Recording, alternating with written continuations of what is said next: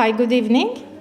My name is Gökce Yurdakul. I am professor of sociology at the Humboldt-Universität of Berlin, Diversity and Social Conflict, and Berlin Institute of Migration and Integration Research. It's my honor and pleasure to present Michele Lamont, professor of sociology and of African American Studies, and the Robert Goldman Professor of European Studies at Harvard University. Michele served as the president of American Sociological Association in 2016 and 17. She is also the recipient of the 2017 Erasmus Prize for her contributions to the social sciences in Europe and beyond. And hence, she's been traveling in Europe to give lectures in Paris and Budapest, and we have the pleasure to have her here today. So, a cultural and comparative sociologist, Lamont is the author of 12 books and edited volumes, and over 100 articles and chapters on a range of topics, including culture and inequality, racism and stigma, academia and knowledge, social change and successful societies, and qualitative methods.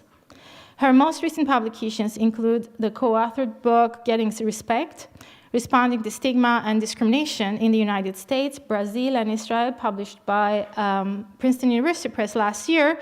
And so we will be discussing afterwards her lecture on this topic. And she also has a special issue on social science and medicine on mutuality, health promotion, and collective cultural change. Michele Lamont is director of the Weatherhead Center for International Affairs at Harvard University and co-director of the Successful Societies Program, Canadian Institute for Advanced Research.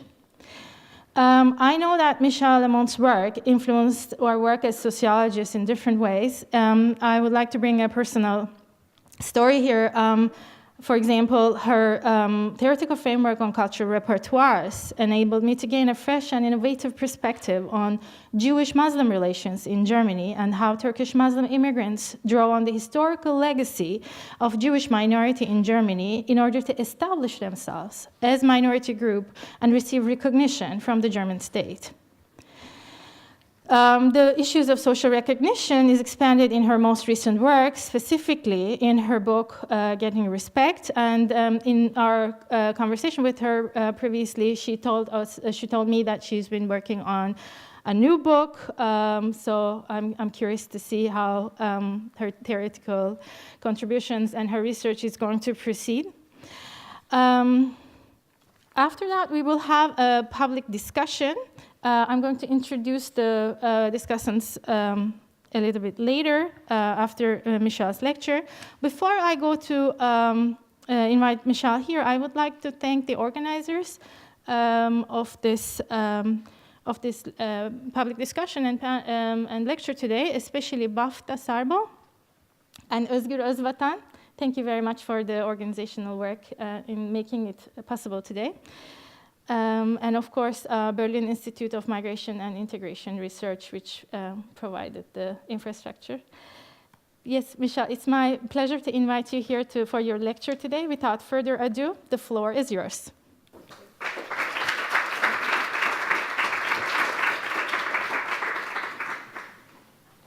Okay, well, it's a real pleasure to be here.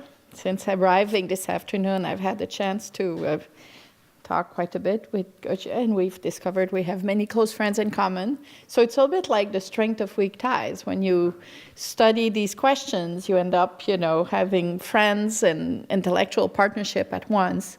So as she mentioned, I'm gonna say the talk I'm giving you is a shortened version of this presidential lecture that I gave at the ASA this summer.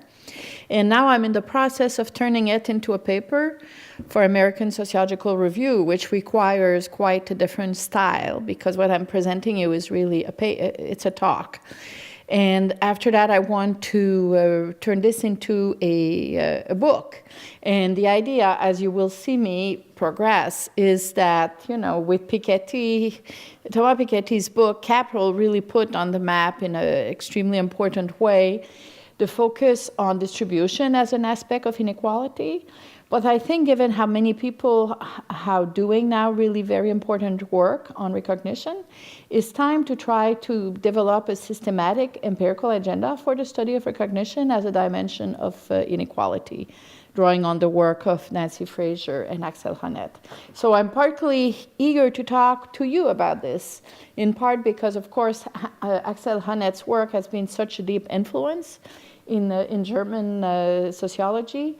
And I'm very curious about also the distinctive situations of issues of stigmatization and inclusion here in Germany. So I hope that our conversation will really help me think more broadly about this project. So let's think about the current moment. So we know that over the last decade, there's been a number of groups that have made membership claims for cultural membership in North America. In Europe, we can think about the Occupy movement, Black Lives Matter, LGBTQ movements everywhere, demands, for instance, about same-sex marriage in the US. In Canada, there's been this very important movement called Idle No More, which is First Nation people asking for more rights. But at the same time, we've had the white working class feeling cheated of what they believe is their rightful place in the pecking order between groups. We've had in France and elsewhere Muslims wanting to be able to live their faith in public. In American universities, every day we have debates about microaggression. Some of them are being ridiculed by the media. So at Oberlin College, for instance, there's been a big movement of students denouncing misappropriation of Korean food because the Korean food that was served was perceived as being disrespectful. So the media are happy to make fun of that. But the point is really we can see this broad movement of people making claims about cultural membership. At the same time, we've had this huge increase in inequality over the last decade. So as I just mentioned, Piketty's book was very important, I think, in bringing to the attention about the public, even people who are not following very much, the huge differences in distribution with, currently we are at the highest point of inequality since 1929. But distribution is only half of the equation when it comes to inequality. And I believe that inequality is a deeply multidimensional phenomenon, and we need to broaden our analysis to better capture how it operates and not let economists dominate the conversation about economics, about inequality. That's basically what's at stake, I think. I think all of us sociologists have different tools. It is not to say that inequality of resources is not important, but we are far from having fully understand how the interaction between distribution and recognition operate. So where should we turn for guidance? I've mentioned Axel Honneth and Nancy Fraser. I'm sure you're all familiar with their debate about the sources of injustice, which focus on the politics of distribution and recognition.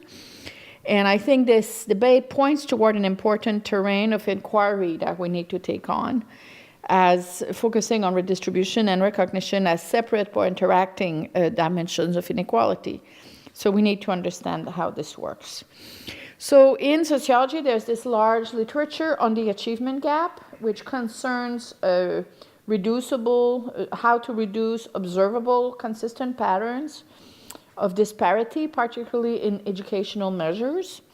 And I think we need to focus on this recognition gap, defined as disparities of cultural membership between groups. So some of you might wonder, why does it matter, this recognition? Is it just about people feeling better about themselves? What does it matter if you're poor, whether or not you have higher self-esteem? Is it just putting a Band-Aid? Well, one could certainly argue that it matters a lot. For instance, we know that for the poor, who are stigmatized in the United States more than any other advanced industrial society, they experience on a daily basis very little compassion and solidarity, and they know that the government does almost nothing for them due to a lack of public support for redistribution.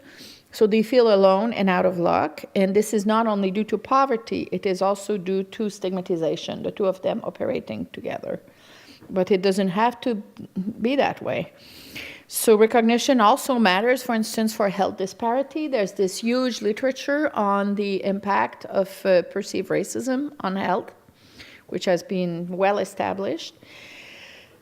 Stigmatization sometimes drives poverty, as in the case of LGBTQ youth that are being kicked out of their house by their parents and they don't experience poverty. So it's not necessarily that poverty creates stigmatization. It can also be that stigmatization creates poverty. Then it also matters a lot for the experience of class. I wrote this book, The Dignity of Working Man, that compared how low-status white-collar workers and blue-collar workers experience themselves in France and the US. It's based on interviews that were conducted in the early 90s, and I argued that American workers experience themselves as losers much more than the French workers did, in part because of the predominance, the very great power of the American dream in the American context. But it also matters for politics with gigantic consequences, as we've experienced in the US over the last few years. So you will see that in this talk I'm using various papers as evidence, but I'm not going to spell out the details of each paper, but I can return to them during the discussion if you wish. So this is a new paper that just came out in British Journal of Sociology, where with 2 graduate students we use in vivo to do a very detailed content analysis of 73 presidential speeches that Trump gave during the campaign. And not presidential, sorry, electoral. And we look carefully at which are the groups that he singles out, and he talks about positively or negatively, and we focus on all the red button groups, you know, LGBTQ, Black, Muslim, refugee, Latinos, Hispanics, workers, donors. And what we argue basically is that we're not saying that the white working class elected Trump, but he very systematically tried to raise their status in their own eyes, such that they made the difference that, he didn't get the popular vote, but he had enough vote to be able to win.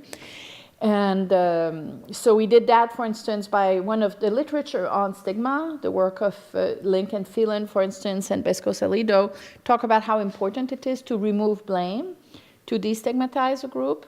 So he's tried to destigmatize them by saying, yes, you are downwardly mobile, you're experiencing, the consequences of desindustrialization, but it's not your fault, it's about globalization. And then, of course, he pointed to Hillary Clinton to, explain that. And then he said, I will give you job, job, job, job. So he kept repeating that all the time. And he did not draw boundaries toward Latinos and Black workers at all during that phase. He said, all these workers need jobs. But at the same time, if we look at the one group that he singled out most often, they were immigrants. And often he slipped between, legal and illegal immigrants. There was just a lot of blurring of boundaries. And he talked also negatively a lot about refugees and about Muslims. And very interestingly, he tried to raise the status of workers by explaining how much they needed to protect women and even LGBTQ people from Muslims. So the idea that Muslims are, so there, in that phase, he speaks positively about LGBTQ people as in need of protection, which will, of course, change after he got elected. So the point is here that I think we cannot understand the outcome of the 2016 presidential election without thinking about the recognition gap. And I think there's a lot of parallel between the experiences of the white workers and the experiences of lack of recognition that people of color and LGBTQ experienced. It's quest for dignity, but we can discuss whether it's really the same thing. I think in many ways it's the same thing, but that would mean that we would think about really recognition as a broader social process that extends to all these groups, which is difficult since these groups are going after each other, or the white working class is going after the other groups. So the objective of the talk is really to try to contribute to developing an empirical sociology of recognition and stigmatization. And for this, we need measures, concepts, distribution of gaps, analysis of pathways, and other things. So that's what I'm going to do. And I'm going to do this by taking several tacks in this literature by summarizing to you various projects that I've done, that I've conducted, that each feed into this agenda. So this is the outline of the talk. First, I'll talk about the book that I've done with the Successful Society Project, which I've been co-directing for 15 years with Peter Hall, which resulted in a book titled Social Resilience in the Neoliberal Era. Then I'm going to talk about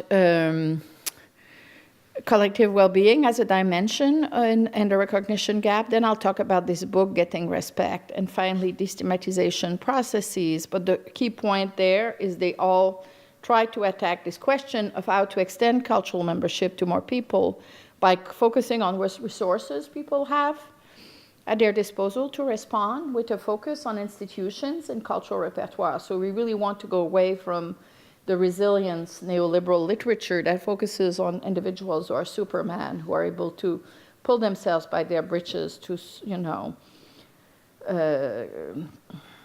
address the challenges that come their way. This is really a project that connects the micro, meso, macro with a focus on the institutions and cultural repertoires that people can mobilize.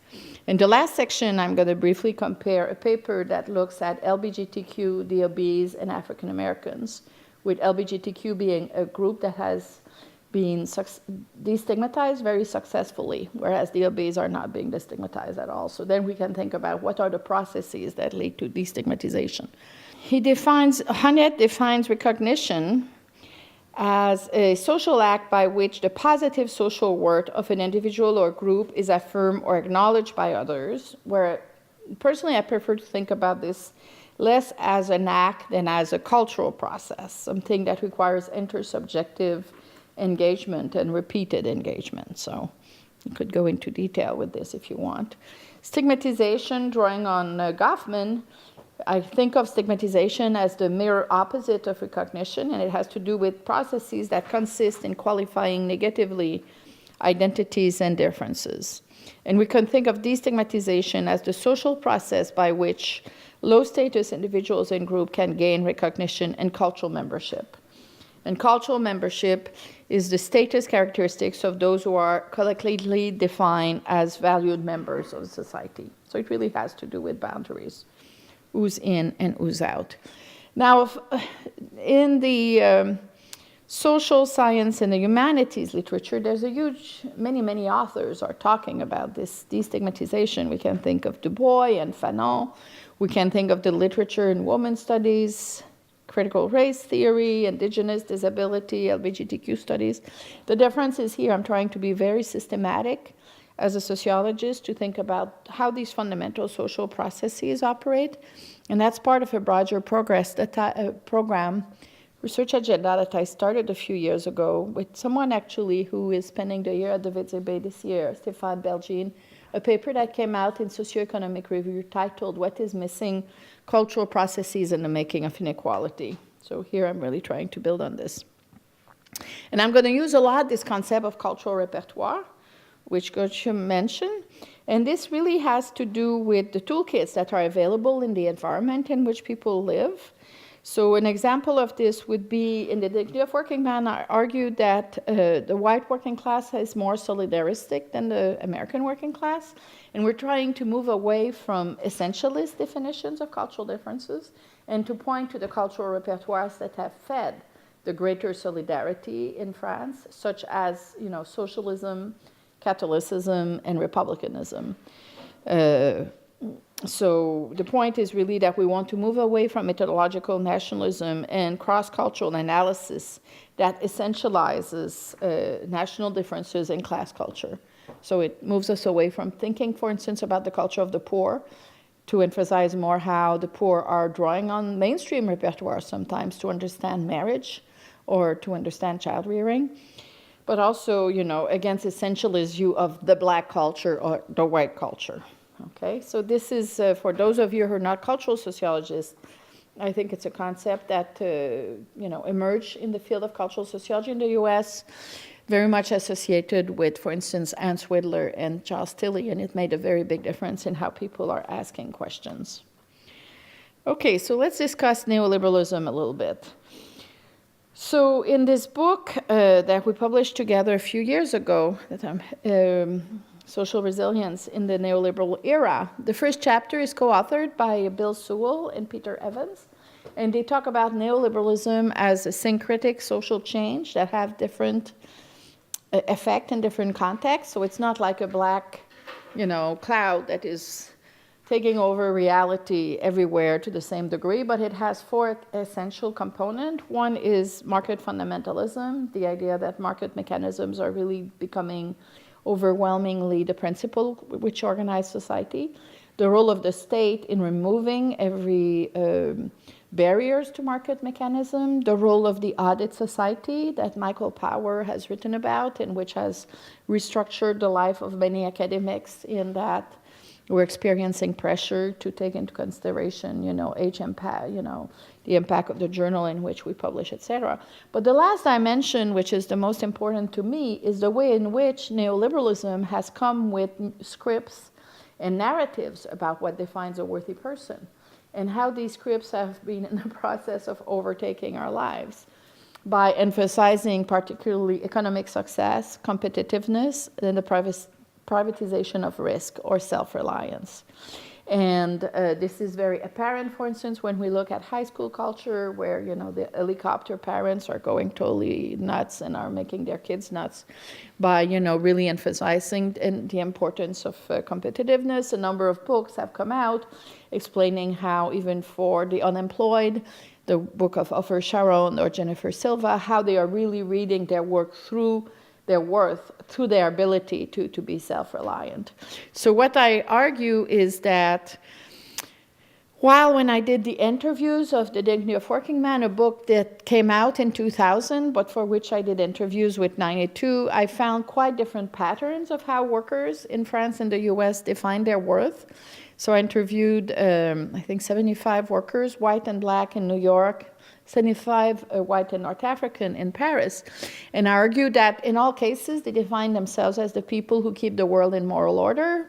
That is, they work hard, they pay their bills, they make sure their kids stay out of trouble, they define themselves as survivors. So that identity as hard-working and self-reliant is absolutely crucial to them. And they use that then to draw really strong boundaries in the US toward blacks and toward the poor, saying, I'm the kind of person who works all the time, who pays his bill, and I hate people who are sponging off the system, partly these black people who are on welfare. So I'm simplifying the argument of the book, but that's what it is. And at the time I did the interviews in the US then, the boundaries toward immigrants were not that salient in the sense that they simply didn't talk very much about immigrants, and these interviews were conducted in the New York suburbs. In Paris, in contrast, they were quite inclusive toward blacks and the poor, but they were really very exclusive toward Muslims, saying that their values are incompatible with the values of the French. And their lower boundaries toward the poor were basically a logic of, the market will always require a reserve army of workers, and these poor people, now it's their turn, but next year it could be my turn. And very weak boundaries toward the blacks, evoking French republicanism, for instance.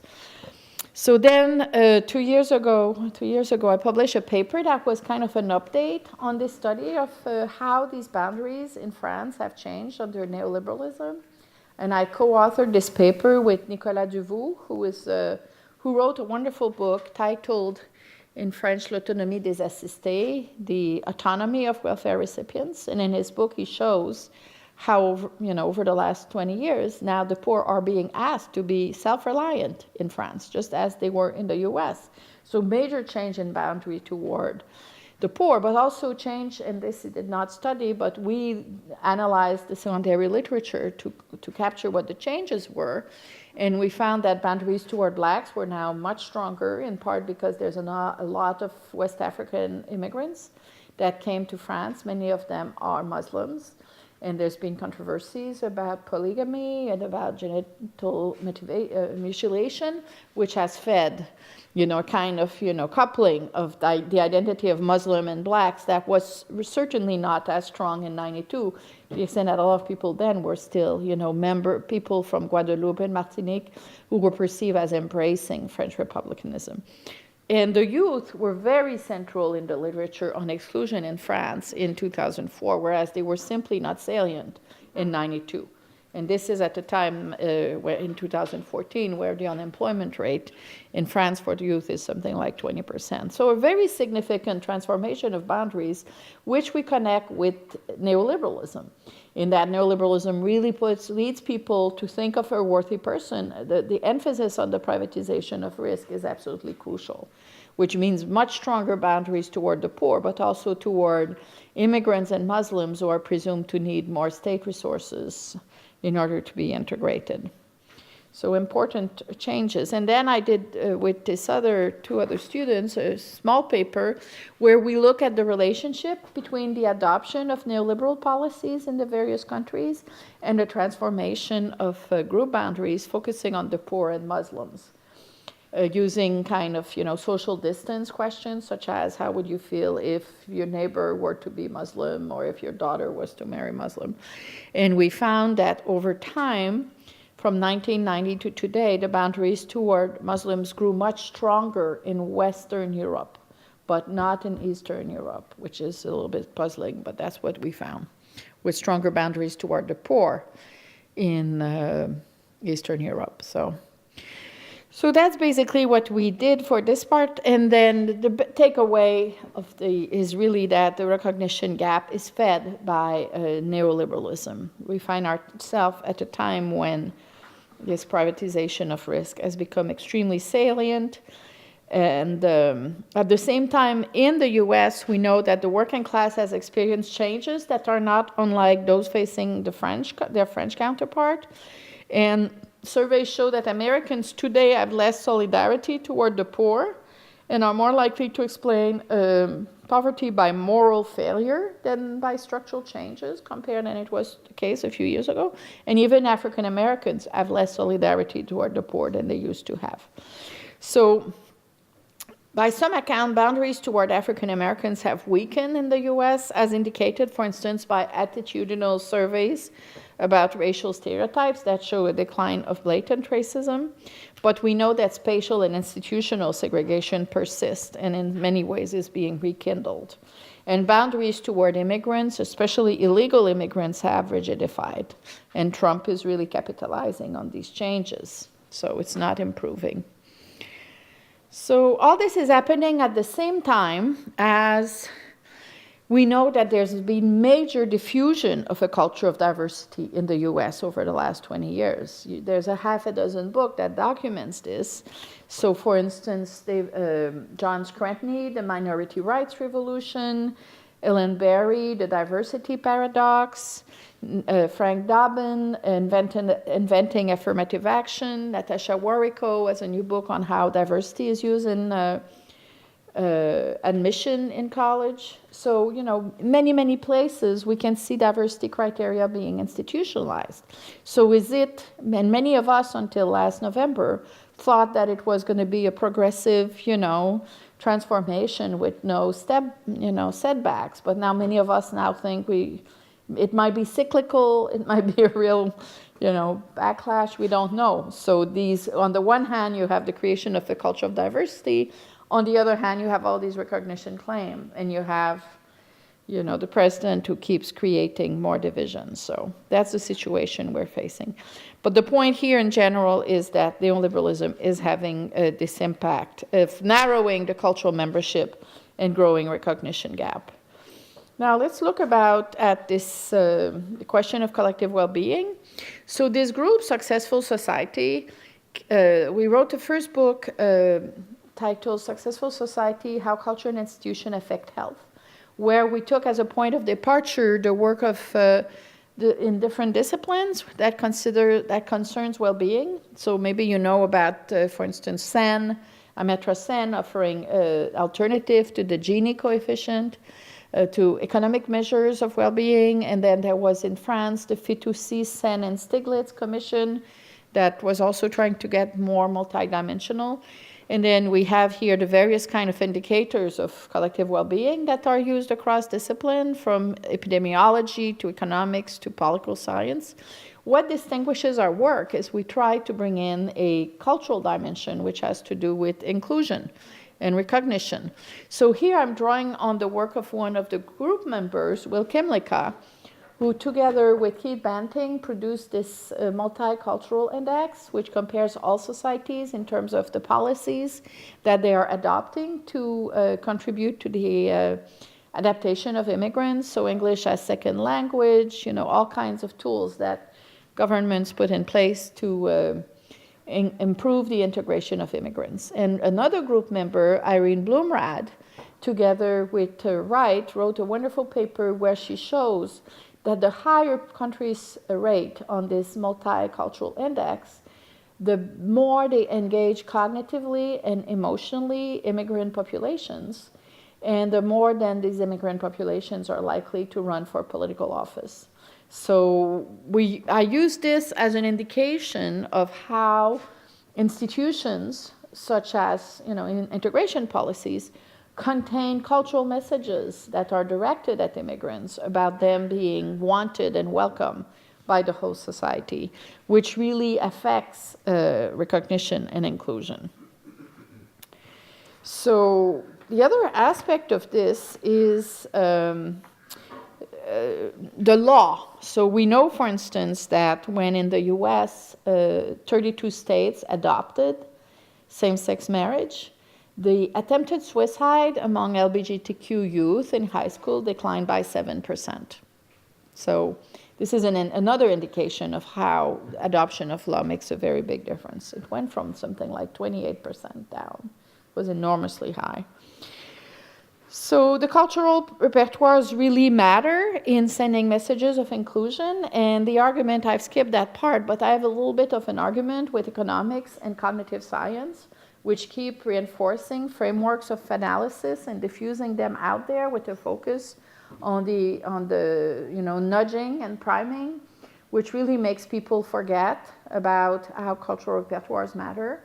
And it's very much of an argument for sociologists to attack this problem heads on and to promote in the public sphere scripts about cultural membership and talk about very openly about what are the political implications of this nudging fashion, I don't know if it is as important here as it is in the United States, but it's all the rage. It's the only thing that the media cover every day systematically. So it's a real issue. So I'm thinking, anyway, that as cultural sociologists, we need to think about the role of various cultural producers, whether the social sciences, but other knowledge producers as well, in diffusing the frameworks through which people think about their worth.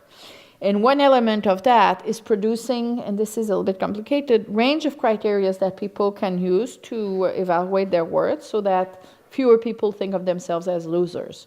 So in the regime that exists in the United States today, the majority of the people think of themselves as losers because you have to be upper middle class to live the American dream. And most people can't. By definition, not more than 20 people can be upper middle class. So that's a real issue. So I think we need to really promote this is inspired by Herbert Marcuse's One-Dimensional Man, that, if we measure the value of people by how much money they make, you end up really with a very narrow understanding of success, and instead a plurality of criteria would define, the businessman, but also creative people, spiritual leaders, etc., as important citizens. So the general point of this section, which is also the point of this book, is that institutions and cultural repertoires matter to broaden cultural membership. Now I'm going to say a few words about this book, which came out last October, Getting Respect, which is a book co-authored by 7 people. So we had an American team, an Israeli team, and a Brazilian team. And what we did is that we conducted over 400 interviews in Rio de Janeiro, Tel Aviv, and New York City, half working class, half middle class, half men, half women. And we asked them, can you describe to us an incident where you were treated unfairly? Describe to us what happened, where did it happen, and how did you react? So for the US case, African Americans, we had over 700 incidents that we analyzed to understand the relationship between the type of experience they have and their responses. And We also ask questions about normative responses. How do you teach your kids about how to respond to racism? But also, what are the best tools that your group has at its disposal to respond to racism? So we compare systematically the response to specific incidents and the normative response. So I'll give you an example of the kind of data we use. So it's a case of an African-American man who finds himself alone in an elevator with several white men, and he described what happened as follows. He says, one of them made a joke about blacks and monkeys.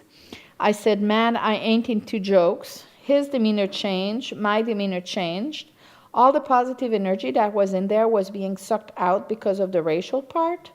I told myself, get out of it, because if I stay here, I'm going to be in that circle and I won't be able to get out.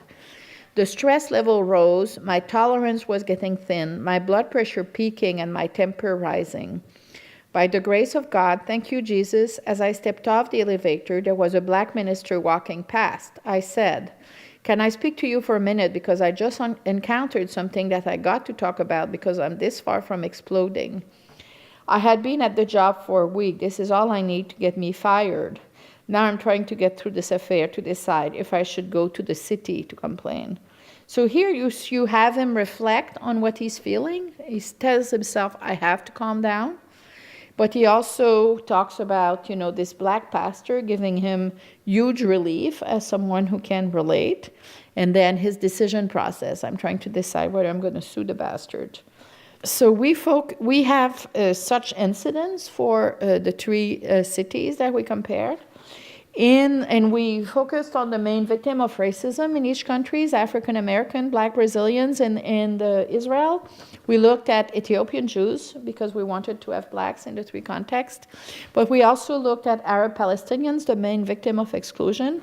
But they're not excluded based on phenotype, but on nationality. And Mizrahi Jews, who are like Black Brazilians, concentrated at the bottom of the labor market. It's clear that they are stigmatized from those outcomes. But since they're Jewish, they think of themselves as truly at the center of the country, so they don't experience their stigmatization the same way that the other groups experience it. And Ethiopian Jews are immigrants, so they think like Russian immigrants. We're immigrants, it will take a while, but we're welcome here. This is the country of Jewish people, so we're going to be fine. And we compare those three cases because, of course, Brazil is known as a country where you have low residential segregation and a lot of intermarriage between racial groups. So we took this a little bit as the epitome of a country with pretty fluid group boundaries, whereas Israel, with its wall and its security control and all that, and the violence, and the Intifada we took as the epitome of strong boundaries, and we didn't know exactly where the U.S. were going to fall. But that was the idea. So what did we find? So the book is organized around three big country chapters: experience and responses and explanation. And we have the same kind of explanatory model that crosses across the various chapters. So to summarize what we find in the U.S., across all sites, when we ask them about these incidents, the main thing they talk about is not discrimination, but stigmatization. That is, I've been ignored, overlooked, underestimated. Discrimination is things you can sue about, and that you can demonstrate. So not having access to housing, to education, to jobs. And something like 95% of our respondents talk about stigmatization. And something like 80% talk about discrimination. So many of them experience both. But in our analysis, what we came to describe as assault on the self, these experiences of being ignored, overlooked, and underestimated were more salient than the discrimination. There are some clear differences across cases. So for instance, Black Brazilians are far more likely to say that they're stereotyped as poor and uneducated, but it's also a far more unequal country. And they are far more hesitant to describe an incident as having to do with racism. They're much more likely to point to classism. So I'm going to explain in a few minutes how we make sense of this. And then Arab Palestinians tend to experience themselves as the enemy within. These are Arab Palestinians who are citizens of Israel, and a number of them have families that stayed after 1948. but they are often presumed to be sympathetic to Palestinians on the West Bank, and they experience very violent, insults like "you dirty Arab." There's nothing symbolic racism is less salient there. So I'm not going to talk so much about Ethiopian Jews and Mizrahim, but I can come back to that after when we discuss later. The responses are quite different. We had kind of started with Albert Hirschman, exit, voice, and loyalty. And in all cases, the analysis of the data is extremely inductive. We simply coded everything and then aggregated to see what was emerging as forms of responses and experiences. And we found these are the 5 main categories that we found.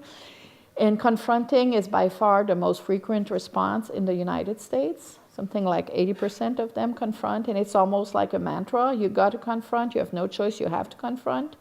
So we found that 4 out of 5 of the American respondents say that you have to confront, compared to only half of Brazilians and still fewer of Arab Palestinians. So one example is this woman, Megan, who's a teacher, who describes how white people are always cutting in front of her at this grocery store, and she's really fed up with this. So she decided to confront a white woman in line, and she says to her, "You do this not because I'm black, but because you're white, because my being black has nothing to do with you." And then she reflects, she says, "Of course, it comes to a shock to them. They don't want you to confront. If you confront them, they're not going to give you a word back because you simply do not exist, you're not there." Then she says, "I don't think she's going to do this to many other black women. One woman, I actually put out my foot to trip her." So she's pretty pissed. So the second most popular response is what we came to call management of the self. And this is the experience where you say, well, I don't want to be viewed as the angry black bitch again today. I want people to perceive me as the promising lawyer. So therefore, when something happens, she goes away, she talks to her friends to have a confirmation that she's interpreting the situation correctly before saying anything. But all this, there's a huge literature on the impact of racism on health, and this really adds up in terms of what epidemiologists describe as the allostatic load, or the wear and tear of everyday life that goes under the skin, this daily assault on your sense of self, and it's really extremely tiring. So this management of self is used by something like 45% of the American respondents. And it is as popular as what we coded as no response. And no response is like, I was so surprised I couldn't say anything. Or I wanted to eat my food. I didn't want to create a scene at the restaurant, so I just didn't say anything. So there's, in this case, there's not a lot of energy put into planning the response and the consequences, whereas management of the self is very intensive. Among African Americans, very few use this strategy that we call competence and work, which is kind of the neoliberal response, which is to say, work hard, get your degree, be upwardly mobile, consume, and acquire money as a way to demonstrating your value. On the other hand, when we look at normative responses, what do you teach your kids about how to respond to racism? That was the most important response. So there we can see the influence of neoliberal repertoires, where they tell your kids basically becoming a consumer is the best answer to racism, because then you get the fruits of abundance, and it's a way to get even. Because some people think, white people will never accept you fully, so might as well just get yours, this concept of getting yours. In Brazil, in contrast, confrontation, no response, and management of the self were equally salient. So black Brazilians were much more experiencing uncertainty when it came to describing an event as racist. And for their part, Arab Palestinians most often ignore, as they had very little hope to change anything. So how do we make sense of this? My co-authors and I spent a lot of time trying to think about what kind of causal path we have in mind, and essentially it's one where we want to connect micro, meso, macro. And at the micro level, it is your responses and experience. At the meso level, you have cultural repertoire and institutions, and what we came to call groupness. So I'll explain a little bit what these dimensions are. So the background factors is everything that defines the societies and their differences. So legal institution, for instance, in the United States, extremely well developed. People sue each other left and right. Not only is there affirmative action, but there's also regulatory agencies that force corporations, for instance, to implement it. In the two other countries, these regulatory institutions are simply not as developed. And then you have the characteristic of the society, the fact that Brazil is far more unequal. How much are the poor, how much are blacks concentrated among the lower socioeconomic group? So this kind of defines the overall context. The cultural repertoires we were concerned with were the national myths, Zionism, the American dream, racial democracy. But we also have transnational repertoires such as neoliberalism or human rights that are available everywhere. And then you have the scripts about the group, and this is very important because it feeds into what we call groupness. So what are the widely shared assumptions about what groups are? And we don't think of this as just psychological. We think of that as, intersubjective, highly institutionalized in scripts, in organizations, and elsewhere. So then we propose this concept of groupness that we think really helps us understand what happens.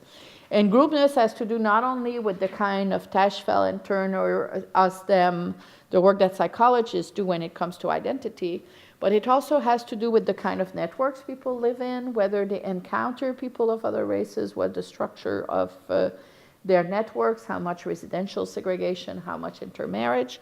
And the symbolic boundaries have to do with these institutional scripts about what the groups are about.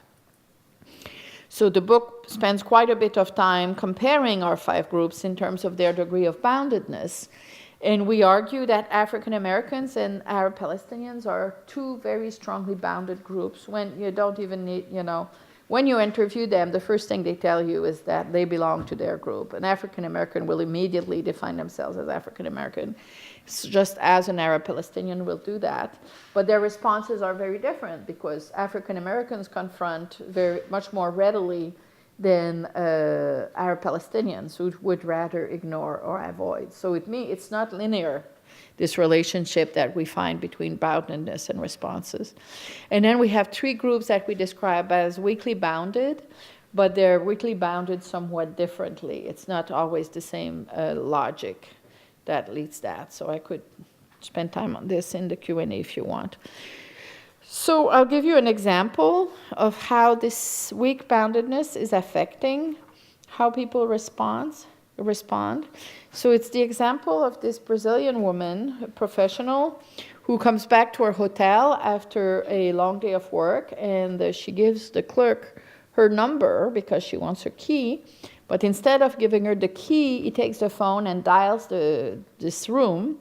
And then he hangs up and he winks at her and he says, "I'm sorry, he's not there." So obviously he thinks she's a prostitute. But she does not confront him, in part because she's too surprised, but also because she feels like he has not said anything openly racist that would allow her to say, "You're just a damn racist." Instead, she goes to her room and she calls her husband. So here is what she says. So she's very upset, and when we ask her 10 years later to give us an incident, this is what she talks about, and she concludes by saying, "I could not confront him because he did not say anything that I could point to show that he was being a racist. I went to my room, called my husband, who's white, explained to him what happened to me, and he told me to calm down and said that I was exaggerating." So the question for us is really what enables this response. So what we do is we look at the cultural repertoire of racial mixture, which is very salient in Brazil, and which says something like black and whites are really not that different because we all have a black grandmother somewhere. We're all somewhat mixed. And it works against the polarization between groups, and it lowers the salience of racial polarization and contributes to the greater visibility of class discrimination. So these factors really feed the fact that she does not confront, just as does the weak boundedness of the black Brazilian identity. So they think that their identity is anchored in shared skin color, not in shared culture or history. And this means that the cultural schemas about racism, which are so omnipresent in the US, are far less so in Brazil. So if we think about Megan, for instance, if Megan, who tripped the other white woman, confronts so easily, it's in part because you have these ready-made scripts about racist interactions that are extremely readily available in the US. The default proposition is to say that it is about racism, but you also have a legal culture which legitimates confronting, as does the Civil Rights Act, which convinces her it's legitimate to do so. And she has a very strong sense of groupness, which makes racism very salient to her and leads her to interpret being cut in line as having to do with racism. In compare, when it comes to Arab Palestinians, they rarely, if ever, use legal tools to respond, even in the most egregious cases of housing discrimination. They don't seek legal redress because they think it's pointless. So in fact, they often engage in emotional detachment, and they think the best way to stick it to someone is to actually ignore them. So their responses really lead them to self-isolation, and it's a response that makes sense for them in a context of high residential segregation where confrontation is unlikely to yield results. So unlike Brazilians, they have little doubt about whether or not an incident occurred, but alternative explanations are limited by high level of groupness they experience. They don't confront because there's no point. So to conclude, what the book does is really a lot of what we've done is put a lot of energy into coming up with an exploratory system that really emphasizes what enables and constrains various types of responses. So it's very contextual. It's very neo-Weberian, if you will. And we kind of construct, political scientists talk a lot about studying process tracing. Well, in some ways, that's what we're doing, but not as well as they do in the sense that we don't have historical data. I'm almost done. So the last section of the talk is, I'm going to go quickly on this one. It's really about how groups destigmatize. So what's the answer? Well, we take in this paper that came out last fall the example of people living with HIV/AIDS, and we know from social distance surveys that this is a group that in 1980, no one wanted to touch them. There was a lot of anxiety about how people got AIDS, and it was very much associated with promiscuous gay men. And over time, it simply is a group that became really destigmatized. And in this paper, we don't do the analysis ourselves, but we use books such as Steve Epstein's book on the medicalization of HIV/AIDS. But we also compare it with the case of the obese. There we used a book of Abigail Sagi, What's Wrong with Fat, which is basically about a group that is not getting destigmatized at all.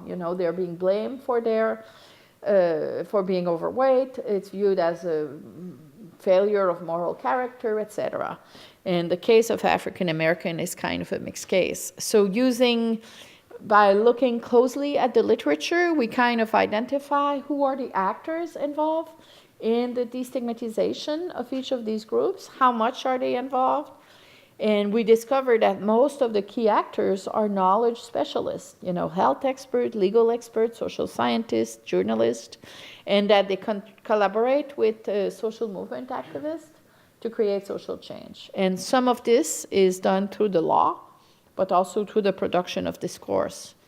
So then we end up with a pathway that looks like this, where we look at the cultural resources on which they draw to engage in destigmatization, and which results in actions such as removing blame. So you can say that the obese it's their fault. It's something they bring on themselves, whereas that's not the case for people with HIV/AIDS. And they institutionalize right, and that has very specific outcomes in terms of destigmatization. So I view this as very important because, whereas the literature on immigration in the US in the 60s and 50s was about assimilation, everyone should fit into this big, white soup that is the American dream. Now this approach is really, it's not even about incorporation, it's more about transformation of identity of stigmatized group. So in the German context, for instance, we could ask ourselves, is there any way to imagine a process by which, if Turks were to become destigmatized, who would be the key actors? What are the alliances that would need to be built? And this is very important if we think about the broader context of the hegemony of the cognitive sciences that I was talking about. Because right now what we see in the United States is organizations are all imposing this damn implicit association test, which is a test where, the Chicago police is using it, my university is using it, many universities are using it, and where you are asking people to sit in front of a computer, and it calculates the speed at which you associate, let's say, white and good and black and bad, or how quickly you react to images of Ronald Reagan and Obama. And this is supposed to reveal your implicit prejudice. And the takeaway, the authors of this, people are pushing this test, say, well, this allows you, Chicago patrolmen, to realize that even good people like you can be racist, even if you think that you're not racist. So it's a way to tell everyone, well, you're racist, and it's really not your fault. We're all racist, a little bit, and so, and the idea is if you take that test every 3 weeks, you're reminded that you're racist a little bit, which means that when you then are in a situation where you have to evaluate people, like a search in academia, the person, frankly, who's in charge of promoting diversity in the faculty at Harvard has people take this test because she's the main person who's created it. And this is supposed to lead us to have more diversity, but I don't think it works. So the point of this part of the paper is to say, okay, I'm going to be diplomatic and say we can continue to have people take the stupid test, but let's also think much more in terms of investing our energy in understanding the process of destigmatization. How does it happen? And this happens with the help of a lot of people. And that really leads me to the sociological agenda.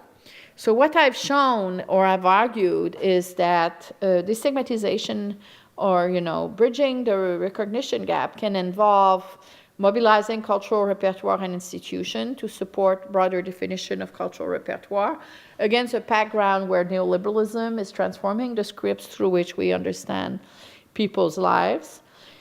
If we look at experiences and response, we see that they vary across context and that destigmatization is the result of the action of professionals and social movements. So the research agenda, which I think we need to consider, would be one that would look at stigmatization or recognition in terms of cause, this dimension, and consequences. There is already a literature in social psychology on stigmatization, but a lot of it is very micro. So the main people are Bruce Link and Joe Phelan, but they're still very focused on the intra-psychological. Their more recent work, they had a paper in Social Science and Medicine last year, I think. They were trying to integrate Bourdieu in it, so they're trying to go more meso. But I think there's still a lot of work to do. And there's a very good paper by Bernice Pesco-Salido that came out in Annual Review of Sociology that kind of takes the pulse of the literature, but they all focus primarily on mental health as the model, and I think it's in mental health, it's such a psychological issue by definition. It's not about the social construction of groups as much, although we know, for instance, that mental health is far more stigmatized in France than it is in the US, and France doesn't have schools of public health, so they don't have many, or they have very few. So they don't have many people whose profession it is actually to work toward the destigmatization of people with mental health. So what can we do? Their talk ends with really a call to arm for social scientists, citizens, and policymakers. And we can think about a few things that can be done to help address the situation. One of them is my spiel against cognitive science, but I'm not going to push that too much because I think that you don't gain much necessarily by attacking other social science discipline, even if I think that they are part of the problem. Another one is really to publicize languages of universalism as they are used by everyday people. So here I have in mind the interviews that I did when I did the Dignity of Working Man, where I asked North African immigrants in France what makes people equal. And the kind of, and these are people who are not college educated, and the kind of responses I got were very surprising in that most were based on very naturalistic metaphors, like things I would never have imagined answering myself. Like, we all spend 9 months in our mother's womb. We have 10 fingers. We're all like clouds floating in the sky, equally insignificant in the eyes of God. Or there are good and bad people in all races, or we're all children of God. So basically it has nothing to do with republicanism, with political ideology, with, rights even. So I think we need, as social scientists, to really try to understand this a little bit better, especially actually in the American context, where we have these echo chambers, these silos, where it's very hard to reach out to the Trump supporters. So I think one of the solutions there is really to understand, the progressive forces, they mostly define their moral boundaries in terms of solidarity, but the workers who are behind Trump mostly define their moral boundaries in terms of hard work and in terms of self-reliance. So I think we need to have maybe explicit discussions about how these criteria can maybe coexist. And I'm not sure exactly, but I feel like this is one of the very, very big challenges that we're facing today, how to create these silos, how to go, beyond the echo chambers. So what can politicians and policymakers do? Well, I mentioned already the case of same-sex marriage that had such enormous impact. I want also, since I'm Canadian, to mention the case of how Pierre-Elliott Trudeau, when he was Prime Minister in 1971, came up with the idea that we were going to be a multicultural nation. And he did that in part to fight the independentists in Quebec, because French Canadians are one of the 2 founding nations, and he wanted to tell French Canadians, well, you're not special. You're like the Ukrainians of South Central Saskatchewan, which is a new group of immigrants, because we're a multicultural society. Everyone is welcome here. And people at the time, the independentists, were really pissed, but it really took roots to the extent that now when you interview Canadians about their national identity, they say that the main thing that differentiates them from Americans is their multiculturalism. So they really to think much more closely about the issue of how collective identities are engineered. So I presume in the German context, it would be very interesting to look at what was done and not done to destigmatize East Germans after reunification. Is this a case of engineering of collective identity that one could think about? And finally, what can citizens do? I was talking with Gökce a little bit earlier about when refugees came to Berlin from Syria last year, and how many expressions of solidarity emerged in the population. Well, we saw the same thing in the US after the election of Trump. You had many posters like this one on lawns and on storefronts to tell Muslims and immigrants, you're welcome here. So how citizens together in living together are sending around messages about who belongs and what kind of society they want to live in. So I think, at some level, there's a notion that mean societies don't serve anyone's interest. And it was really clear when we had the March of Women, when we could look at, in March, when we could look at the posters that people were using, the anti-Trump posters, you had a very, very wide range of arguments that were being made, such as, love trumps hate. And a lot of it doesn't have to do with political ideology. It just has to do with the feelings of togetherness and the opposition to a mean society that many people are experiencing. So as I'm trying to think about how to deal with the current situation, I think we need to be much more systematic in thinking about exploiting such emotion, because certainly, as you can see, Trump is making statements about Pocahontas. I don't know if you saw that. Or a few weeks ago he told people, well, we should just wish each other a Merry Christmas. And he knows very well that in the American context, where you have many workplaces with Jewish people or Muslims, you should not be wishing people Merry Christmas. But he says things like this in part to strengthen the loyalty of his base. And he's constantly feeding, group boundaries every day. So I think that this is really a moment where group boundaries are more important than ever, at least in the American context, since they have been the special object of attention of Trump. So it's important that social scientists and sociologists in particular raise to the challenge and really talk very, very explicitly about this so that it trickles down into the public sphere, just like economists have, I think, popularized tools to discuss very explicitly economic inequality. We need to help the population have the tools to understand very explicitly what exclusion is about and how group boundaries work. So I'll just end with one anecdote, which is that there's always some right-wing groups that invite right-wing speakers on campuses in the US now, and a group of people, and they use, students to do that, so that, the first page of the New York Times you will have Charles Murray is invited at Harvard. Well, it has nothing to do with Harvard. It's rich people who pay for some stupid students to invite Charles Murray. But the point is there's this event where Charles Murray, who wrote The Bell Curve, which is widely acknowledged to be an extremely racist book about inequalities in intelligence across groups. So the students, at the time that Charles Murray was speaking, decided to organize a parallel panel.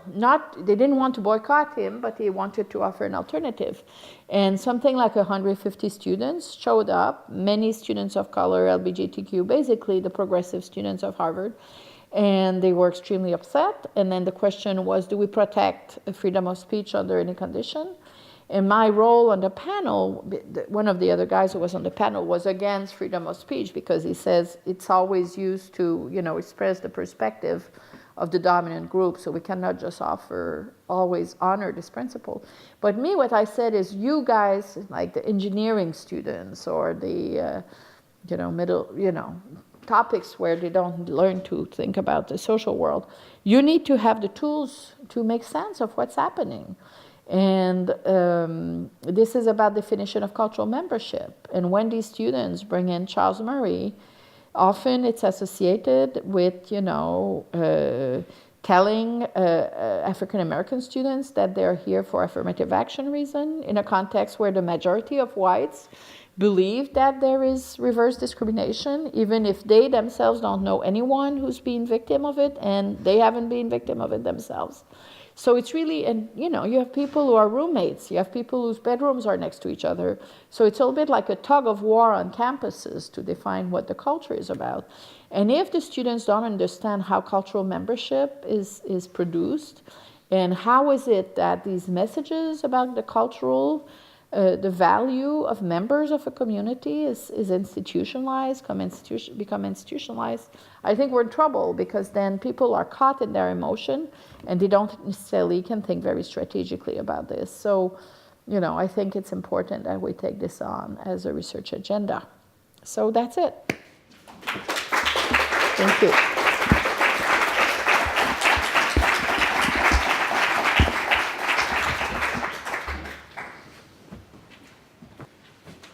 Thank you so much, Michele, for this very interesting talk. So this lecture is very timely today because Germany has a special place in Europe, and I would like to push a little bit further to think about how group boundaries and groupness in Germany is actually much more blurry. We were again in our previous walk around Unter den Linden talking about how blacks, Muslims, people of color, Jews are forming these kind of alliances in Germany and forming a different kind of groupness. And the cultural repertoires at the same time, they are developing, unfortunately not in a way that we would want in Europe right now. So I would encourage the participant today to think about this theoretical and cross-country perspective by taking also the unique case of Germany into account. And as you know, we are going through a really intensifying political discourse where discussions around racial profiling and public security are increasing, specifically in Germany, especially after the arrival of refugees, mainly from Middle East and North Africa. Such discourses are not only in discursive level, but we are seeing those as investments in CCTV cameras in public places, accompanied with intensifying security measures on the streets. And how people respond to the racism in Germany is very much to do with high-profile criminal cases, such as the complex issues around the death of Sierra Leone citizen Uri Yalo, who was burned in a police cell in 2005, which still remains unresolved, and the long-lasting court case of the NSU, an extreme far-right group who killed migrants for a decade and show clear failures on the side of the security authorities. The trial has been now going on for 4.5 years. And I was reading one of the testimonials of the daughters of the victims. The families of the victims are still waiting for a fair punishment of the last NSU member in order to give respect to their dead.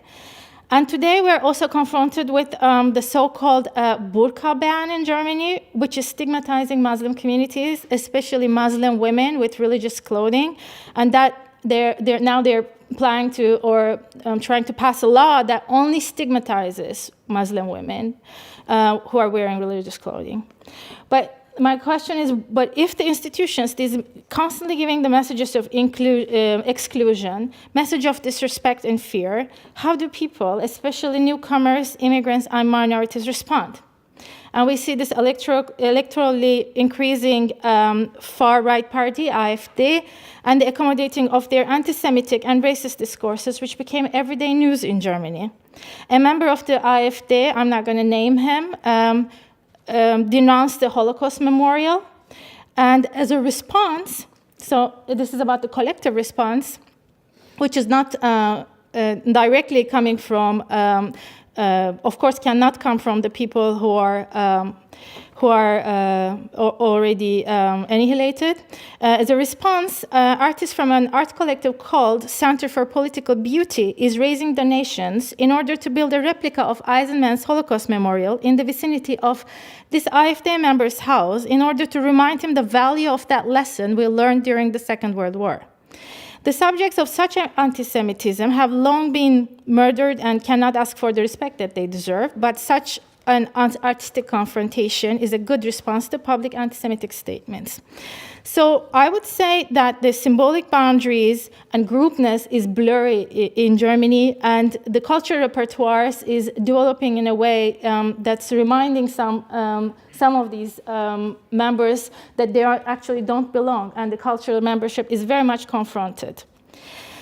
So based on Michele Lamont's lecture on Getting Respect, Humboldt-University professors Maisha, Naika Foroutan, Steffen, Talja Blokland will discuss with Michele Lamont on how current racisms take place and how people respond to racist incidents, stigmatization, structural and everyday discriminations.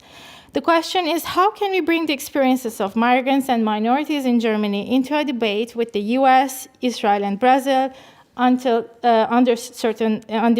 these current circumstances?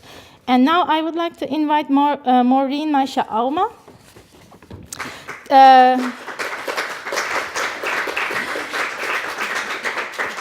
Maisha Auma is an educator, gender studies scholar, and activist. She's professor of childhood and difference diversity studies in the University of Applied Sciences in Magdeburg, Stendal since 2008. And currently she's a visiting professor for the Center for Transdisciplinary Gender Studies at our university. Talja Blokland, professor of urban sociology at the Humboldt-University of Berlin. Steffen is a professor of macro-sociology with a focus on social inequality and welfare research. And my close colleague, Naika Foroutan, is the vice director of the Berlin Institute of Migration and Integration Research with a specific focus on immigration and shifting identities.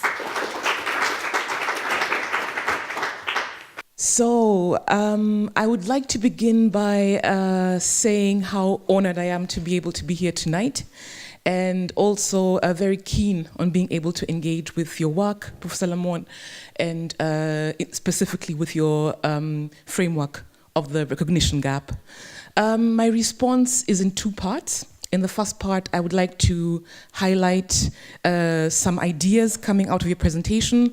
I watched the longer address that you gave this year at the ASA, I think before the solar eclipse, at least you referred to it when you were giving that address. So my first part is going to highlight some thoughts. There's very many things that I would like to actually connect to, but I'm only going to take out three aspects. And the second part of my response is to connect that to our concerns, to my concerns as a Black scholar in Germany, and from the position of people of African heritage as a social group, as communities, as part of the German society and in Europe as well.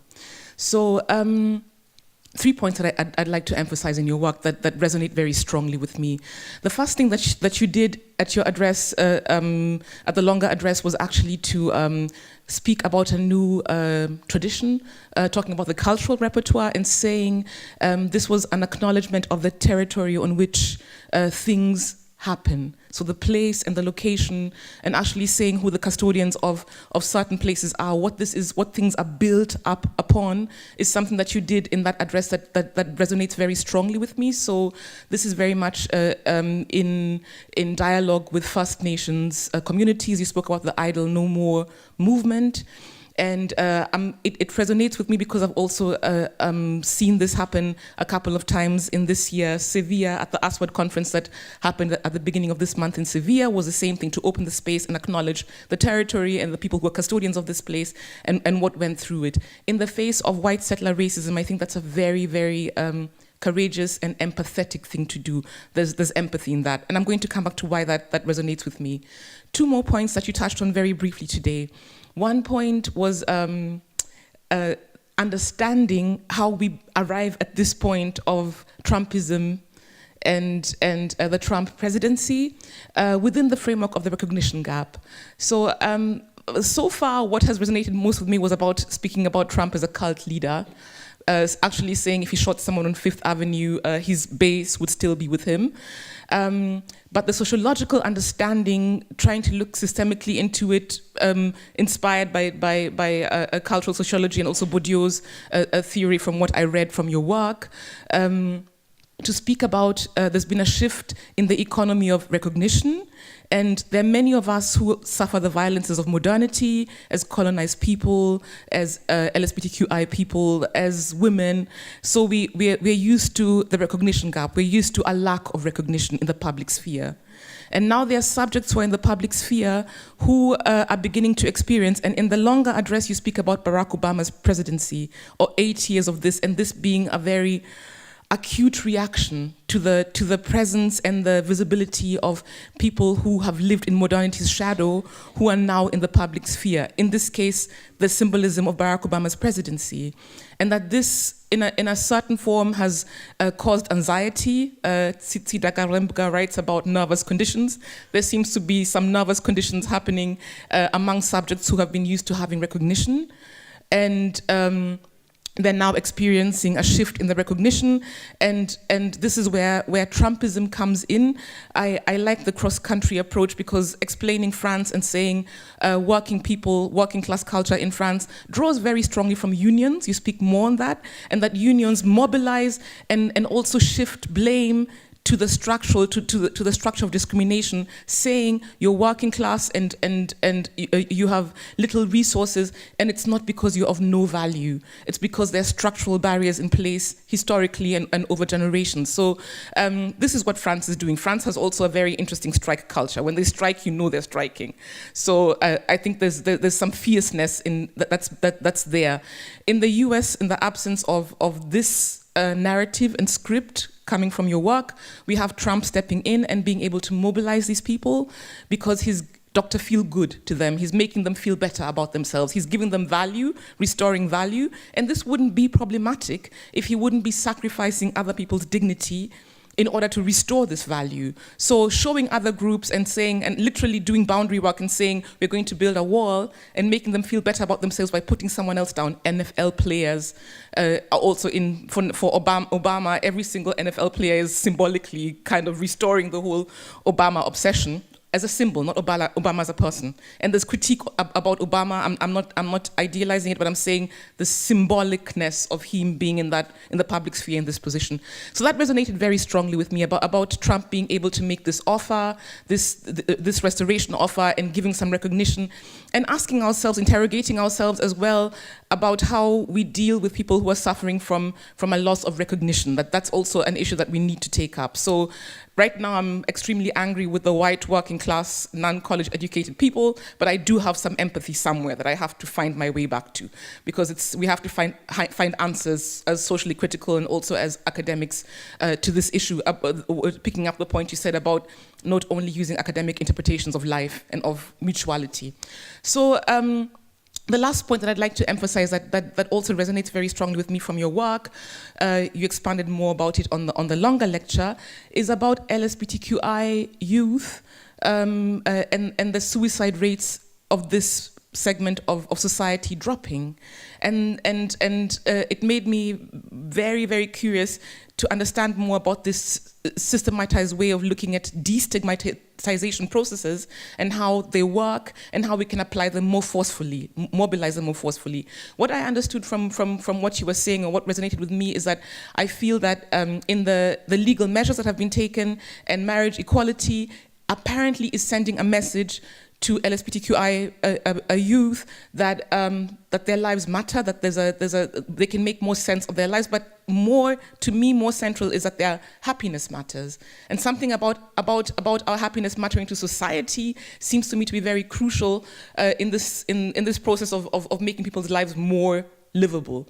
There's also a link here to Black Lives Matter, of course, because it also goes in the same direction. So that's the points I was kind of like looking at very strongly when I listened to you tonight again, but also by listening to the longer address. So my own work.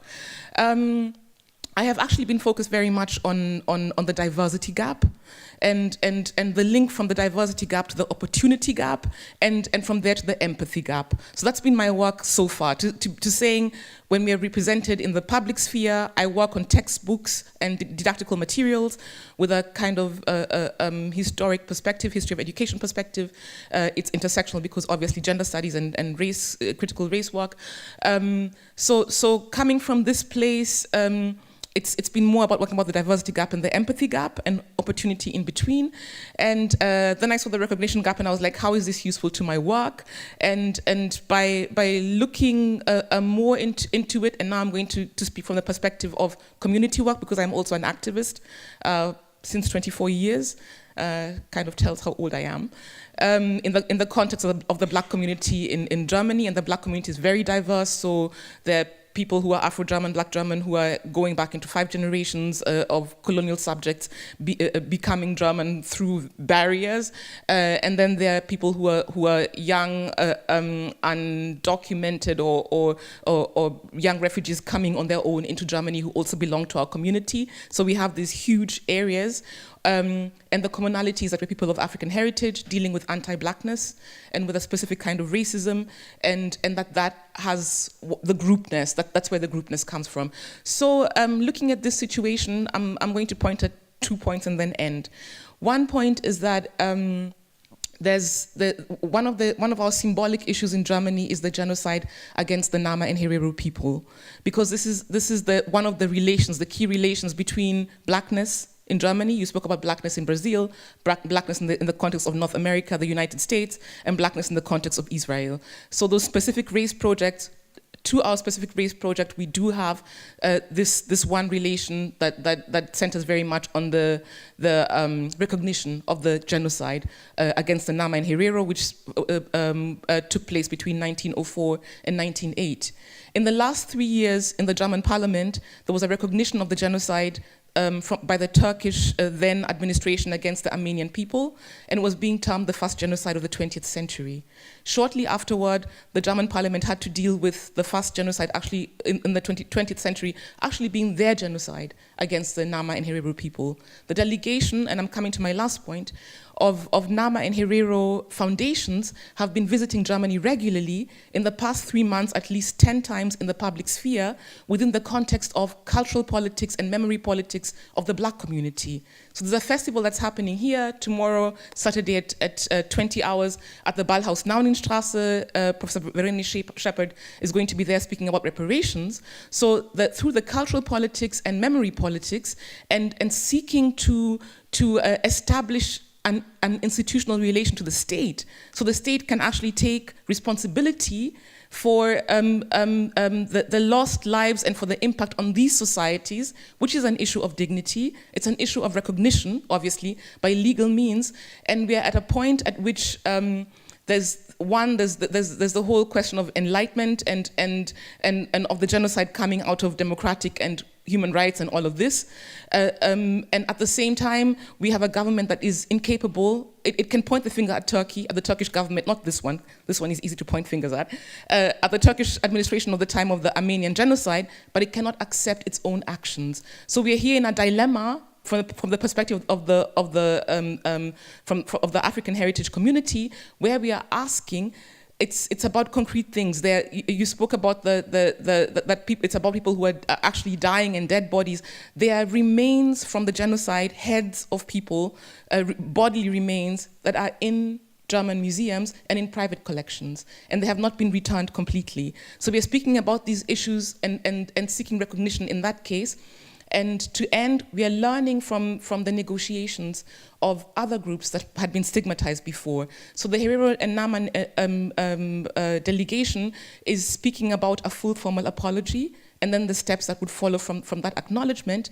And they're taking, they're looking at the Roma and Sinti community with the Polraimos, with the genocide against the Roma and Sinti, and they're looking at the Jewish community with the Shoah, because the Shoah apparently, when it was negotiated openly in the public sphere in Germany, the German government did not only negotiate with just the government, with the Israeli government, but also with over 20 civil society groups.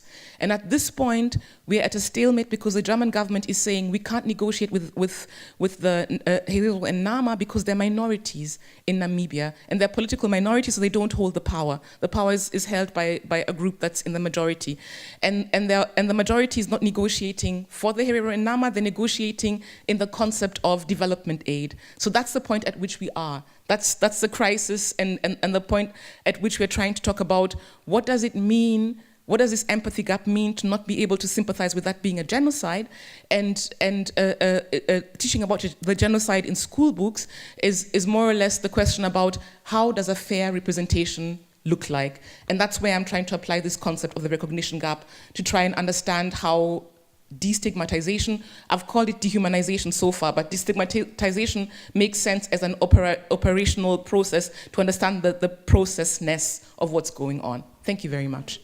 Thank you. Thank you. Do you want to respond right away, or shall we take the other responses? Yeah. Okay. Thank you so much, Maisha. So, do you want to go next, Talja?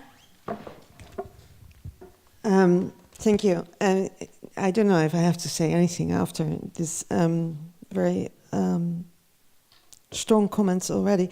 And this also characterizes, I think, how the lecture that I enjoyed so much, as well as all of your work, which is so incredibly rich that we can go in all directions. So I'm going to go in a very different direction, I guess, than the previous speaker. So I want to be also very brief. And I have one question that was asked, like, what can we learn from your talk for Germany? And the other one was, what can we offer you from Germany to learn from? On the first point, I think maybe less in your talk, but maybe more in your books, is this idea that all these phenomena of racism and forms of exclusion and practices of exclusion are not psychological things in people's heads, but are differences that are produced through boundary ideology.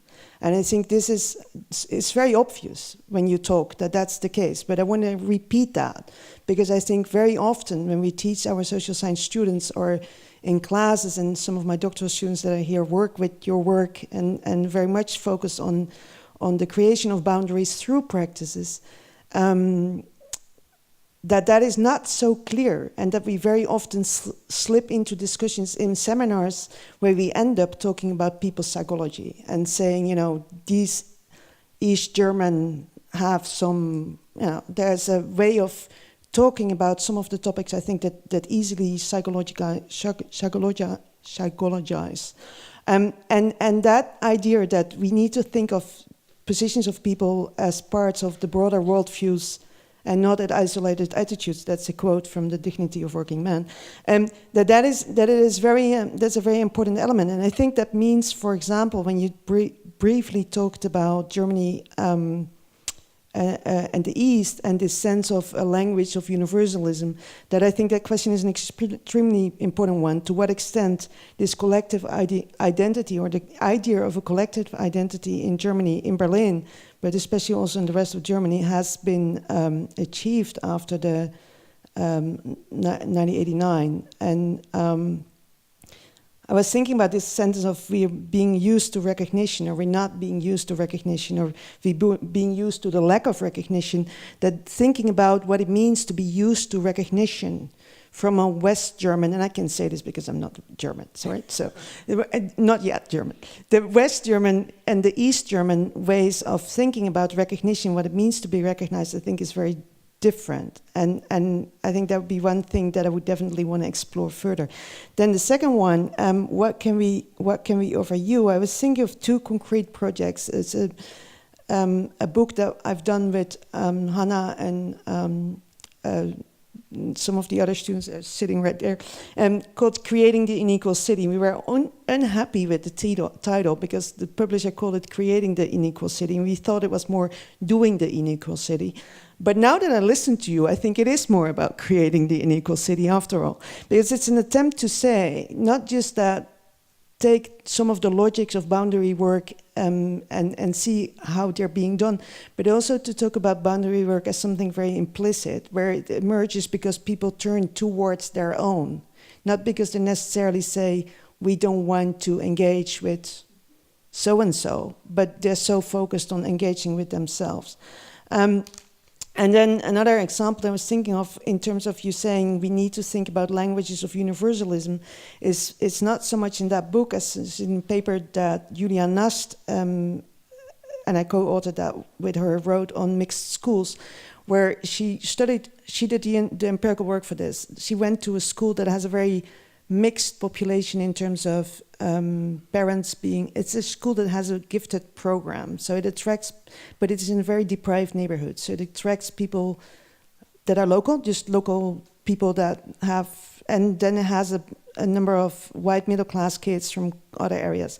And what we argue in that article, that there's an emergence of child-related social capital, where exactly this thing about boundaries are overcome because other things matter more. And I was thinking about when you talked about obesity, because there's one woman that's in that paper that has a child with problems of obesity, and there's another mom that has the same problems, and their differences in terms of class and race are negotiated anew. I wouldn't say they disappear, but they negotiated anew because they found this other language, this other theme, this other project, and that. And now I'm talking long after all. But then I was thinking more about this and developing new directions with that, where actually the practice of mothering is becoming so much of a moral boundary work, if you want, that where you talked about very briefly when you talked about the helicopter moms, that this mothering is a new area where I think there's new recognition gaps emerging that are not necessarily useful or necessary.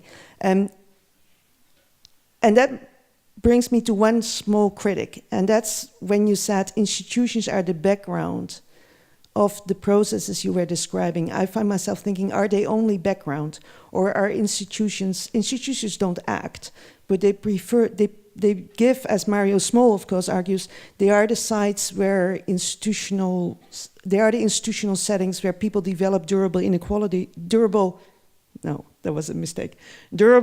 engagements that affect the inequalities that they face. So, yeah, I leave it to that. Okay, you get a long line of comments. So I prepared a long paper, but I skip it, and I try to be brief too. Thanks for the talk. It was very inspiring, but also reading the book was for me eye-opening. One thing that struck me also in the presentation is that you used Fraser and Hornet.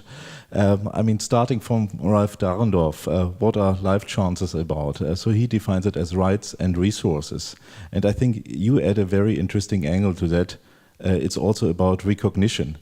And I think the problem with Hornet's work, maybe not a problem, but at least he has a specific take on that, is that he submerges the rights dimension under the recognition dimension. And I think analytically, I think it would be better to have not a triple A, but a triple R, rights, resources, and recognition. So the legal dimension, the material dimension, and social cultural membership belonging dimension. And these three, I think they form the moral fabric of society overall, and also of specific groups, and it helps a little bit more to disentangle what really happens on the level of institutions, as you mentioned, because I think they play a very important part in that, and what happens at the level of interactions or boundary drawing of groups. What I liked very much about your talk is your view on neoliberalism. Because conventionally, neoliberalism is very much about the rise of meritocracy. So the competitive, individual, self-reliant, self-responsible. What does it give you for a narrative? At first view, you would assume that it's rationalizing status processes and it's dissolving communities or groups, because the individual is blamed for what he or she has achieved or not achieved. But at the same time, neoliberalism is very much about moralizing society. So it creates new categories of deservingness, which use also ascriptive characteristics of people. And I think that is very much a counter story to what neoliberalism usually is supposed to do. Namely, attaching everything to what type of success an individual has in societies, and here you get the downside of all of that, because it's still about creating specific groups, and the black welfare queen in the US is a stereotype that is used to discriminate against it, and that works very, very well in the context of the neoliberal discourse. A few words on the German case. Of course, we have a rise in inequality and very similar debates to the UK or the US, squeezing of the middle class, status panic, fear of falling, and that kind of stuff. And at the same time, of course, we have changes in the composition of society, migration influx, greater heterogeneity, and attempts to accommodate that. And I think that has led to fierce conflicts, identity conflicts, but also group conflicts in society. And in Germany, we had for New Year's Eve this very important event in Cologne with a number of people, supposedly refugees from African country or from Syria, attacking women. And the public discourse about that was very fierce and intense. There was a spokesperson of the Green Party accusing the police of doing racial profiling and calling these people, so in a public tweet, Nafri, North African men or people. And she did that in public, and no one stood beside her. So no one supported her, not even from her own party, because it was seen as a necessary tool to identify people which are supposed to be dangerous or threatening. So they said, so who should the police address? Elderly, gray-haired women or kids? they have to go for these type of characteristics, and it's necessary to have a good police work or police activity. And I think this discourse has not been in the place that much before. It has intensified, and there was even a panel of UN expert claiming that in German public institutions there's a lot of racism going on. And it's very hard, obviously, to change and to make that public. But still, it's a very thin line. If you talk to security people, then of course they make the very obvious statement about probabilities. So it's about a statistical thing.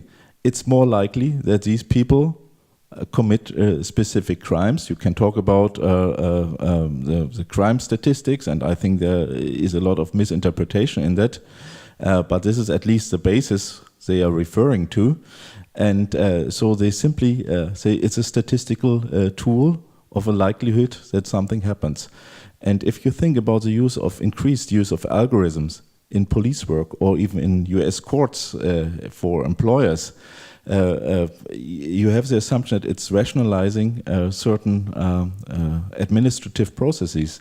And in fact, it's maintaining or even reinforcing forms of discrimination.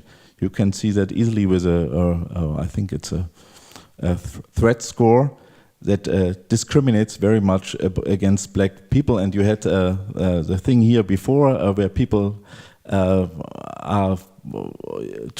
be trained to be more aware of their own racism. These algorithms, they do that automatically. So they use statistics and probabilities of certain crimes, and so it's automatic. And then it would be, at least for administrators, they think we can justify that because it's non-biased. It's simply based on data.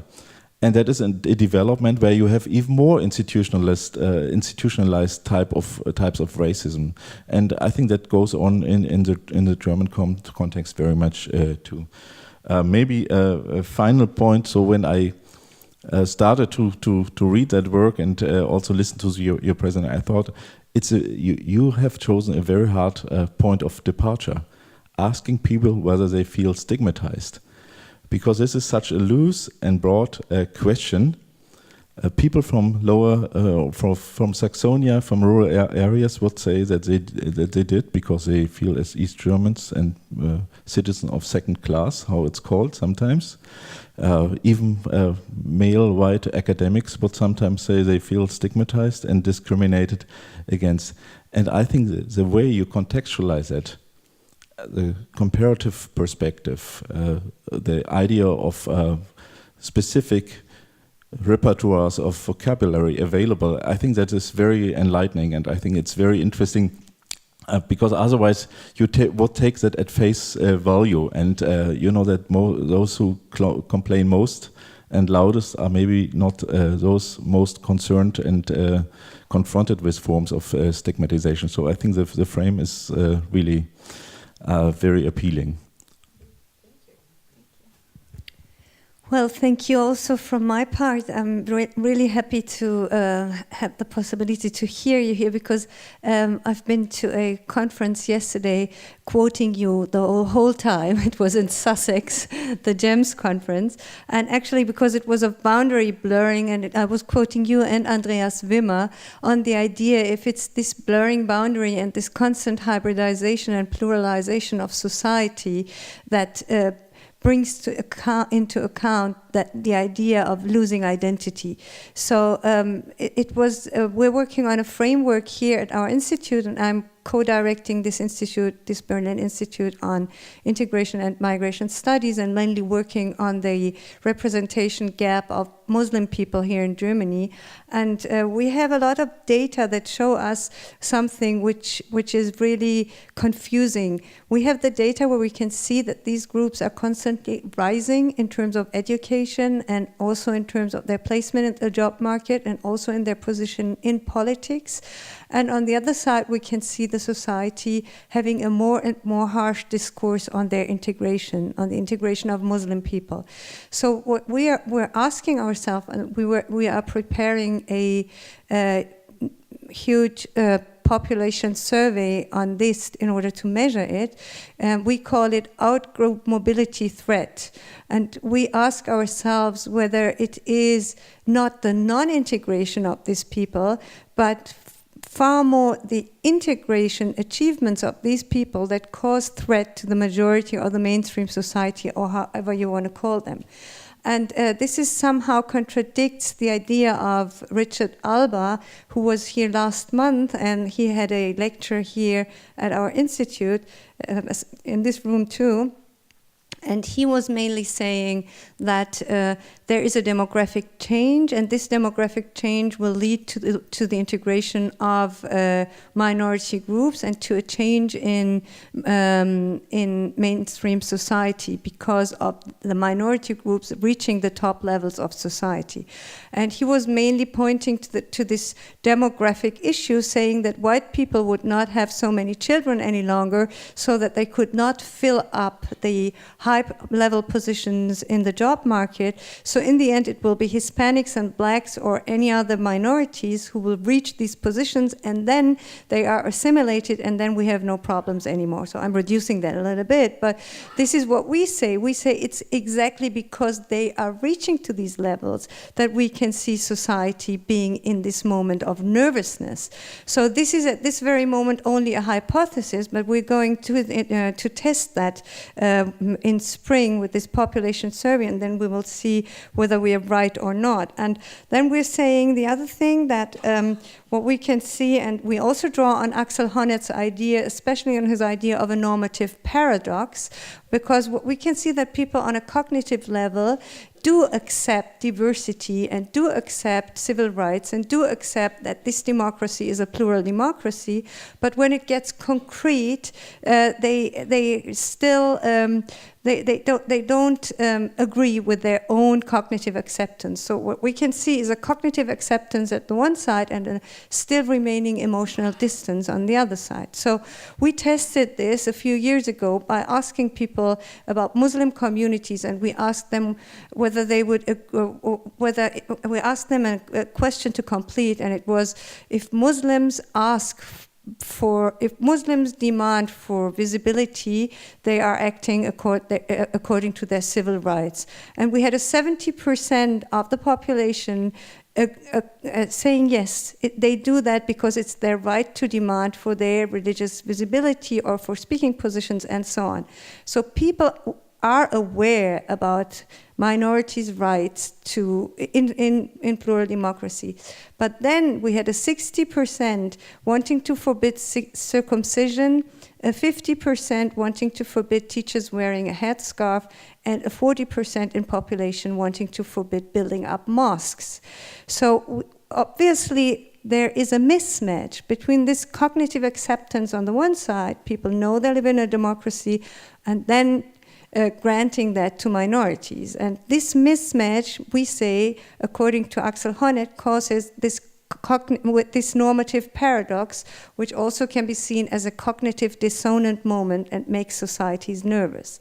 And then the last thing that we want to test, we call it a democratic antinomy. And this is what we can see, that people being asked about their undemocratic behavior, they point at others because of their anti-democratic behavior. So they would not say, I don't grant Muslims their civil rights in terms of religious rights. They would say, they would never say, I do that because I am non-democratic. They say, I do that because they are non-democratic. So this turn into, in this moment of antinomy, people thinking they're doing something good because they defend democracy, while at the same time denying democratic norms, is something that also we would say is what we can connect to Axel Honneth's idea of the normative paradox. And we would pretty much say that the nervousness we can feel at this very moment in societies, in European societies, is somehow due to this idea that people understand that they're acting against their norm. They know about this norm, but they are acting against it constantly. And so this would be something I would wonder if you would agree with me. And then the last point, I liked very much your question about how collective identity can be engineered. And I would like to somehow connect that to what you were saying about this East German idea of being underprivileged and being treated in manners of non-recognition. And I would say, I would like to add a perspective or an idea on what you were saying, because we're mainly thinking about maybe we could engineer it through, you said we should not think so much about solidarity, but maybe we could engineer it through strategic alliances. And therefore, I would pretty much say, and this will also come into our survey, because we are going to compare East German feelings of unrecognition to Muslim and other minorities' feeling of unrecognition, and then try to put up some kind of bonding between them, like this kind of strategic alliances within groups that normally are not allied together. So allying Muslims to women's emancipation movements, this is something that we have already experienced, but we did never do so with the Eastern German feeling of not being recognized or being a German, second-class German. So this idea of being second-class German is something that we could find in a lot of interviews with a lot of minorities here, and I wonder how this will work out. I'm not sure whether we can do that, because it contradicts a little bit the idea of Foucault and critical racism, that racism is only when it comes from power positions, but somehow we are doing that empirically, and then we'll discuss together if it works. So thank you again for being here. Michele, this is going to be a big challenge from different kinds of perspectives, from colonialized people and history in Germany to East German experience, mothering in Berlin, and neoliberalism, actually contradictions of neoliberalism I find to the experiences of Muslims. It's a big challenge, but I think, as Talja said, a lot to offer from German side, the case of Germany as well. So I will give the word to you before I open it to Q&A. Okay, so just a few comments. From you, Gökce, I found the focus on police violence particularly interesting. And I think studying this comparatively can be extremely fruitful. I have a graduate student who compared police violence in Paris and Oakland. And I think it could be quite interesting to have a dialogue between you, because she found, well, the nonprofit world is organized very differently in the two countries, and the issue of, if you look at who does what where, then you need to look at an organizational field. And she used the work of Flickstein to think about, what are the organizations in each country that are actually fighting this. So that's just a thought that might be worth pursuing. Concerning Asha, I was very struck by the story of the Namibian genocide. And the thought that keeps coming to me is, given the history of Germany in the 20th century, how does the reconstruction of German identity in relation to the Holocaust influences how such issues are thought of? Is it the case that the Namibian case is viewed as so marginal and distant that most people don't feel called by it, or would it be in general that it would just facilitate building of boundaries toward the Armenian case, for instance? I don't know. Also, textbooks, I was thinking in terms of raising awareness. I just spent 2 weeks in the Netherlands, where I was told that very little is done in schools to teach children about the post-colonial history of the Netherlands. So, for instance, there is when Santa Claus arrives at the end of November, he's accompanied by Black Pete's. And this is very bizarre for me as a Canadian because Santa Claus comes from Madrid. In Canada, Santa Claus comes from the North Pole. And also he arrives by boat, and his helpers are black-faced people who are wearing Spanish noble outfits from the 17th century. So it really has to do with the history. But, you know, the kids love these Black Pete's, it seems, and it's a huge, you know, struggle in the country about getting rid of them because, of course, many people of color find them extremely stigmatizing. But the reaction of the, you know, majority population is often, well, this is for children, it's innocent. You're just being politically correct, you know. So, and there was this woman at the conference I attended to whose work it is to try to get teachers to include post-colonialism in the school curriculum, but she is not trying to get the state to incorporate this into the standard school curriculum. And I have a former graduate student who was German, Julius Dirkes, who studied how Japan, East and West Germany talked about the Holocaust in World War II in their textbooks. And the big success of the West German case was that the unions were central in defining the school curriculum, so they were able to institutionalize it. So I was wondering if you have any thoughts about this. Talja's comments on the non-psychological is, I think, absolutely crucial. When I use the word resilience, sometimes people react very negatively because they think it's hard to talk about resilience without engaging in the psychological. And I was just in France at a conference with British people, and they really hit the wall because I think in their context, it's basically either you're an economistic Marxist where you emphasize structural factors, or you're psychologizing and talking about therapeutic measures. And it's a bit like, for me at least, the concept of cultural repertoire allows you to talk about cultural structures, to understanding structural dynamics in a much more comprehensive way. But it's very hard to bring this into the conversation. So that's a thought that I had. As for you, Stefan, I think the parallel with Dahrendorf is super interesting, and I will certainly mobilize it. The neoliberalist focus on meritocracy, I have not thought of that, but I think you're totally right. It's a little bit like, I think in the American context, neoliberalism is talked about both in terms of meritocracy and in terms of market fundamentalism. So they are in some ways very much going hand in hand. Finally, your comments. I think you're so right. You know, for me, one of my favorite concepts is Herbert Blumer's concept of sense of group positioning, which is almost at the level of the habitus. So, and I see it with my colleagues all the time, my male colleagues. You know, as soon as they feel like women are taking a little too much room, they're getting really nasty in departmental meetings, for instance.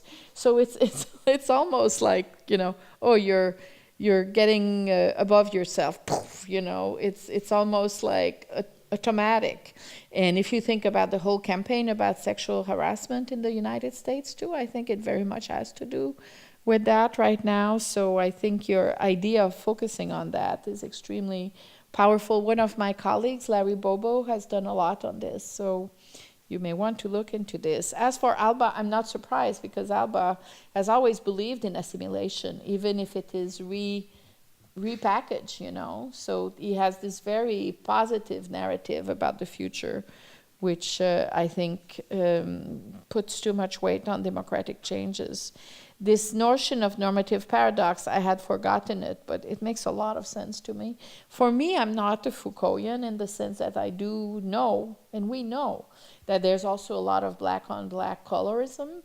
So to not think of it as being reproduced also in the daily interactions of people, I think does not allow us to understand the full dynamics through which group boundaries are being reproduced. And I think we really need to think of it as a something that operates at all kinds of level, including the state, of course, you know, but to focus too exclusively on state apparatus, I think, is probably where the Foucaultians are missing the boat a little bit. So that's just a few comments. Thank you so much, Michele, for your comments. Are there any questions? So I would like to open it for the questions from the floor.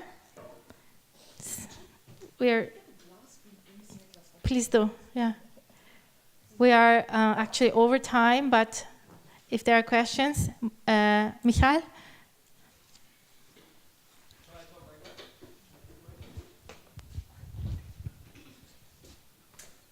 Thank you. Hi, Michele. So the sociology of knowledge and of science is somehow going to sort of follow you here, because you had the role of expert knowledge within your model or your traces, and that's sort of the area I'm wondering about, because you were talking about how expert knowledge sort of can help in producing the political results that may be seen positive. But you also had examples of the psychological test you had up there, where you have the same thing in the other way around. So whatever the political purpose is, you will find some expert knowledge that will help you. So what does that mean on sort of the way you do boundary work with respect to the other social sciences? So sort of arguing the psychologists or the behavioral economics, so these are the bad guys, is sort of producing conflict within this, in public, usually seen as universalistic enterprise of science. So how much is that a problem in sort of saying, these are the wrong scientists, don't listen to them, but please listen to me, because I'm going to produce good results. Especially coming from someone who's been the president of the ASA and sort of had this as an official role. Has anything changed in this regard for you after having been president of the ASA?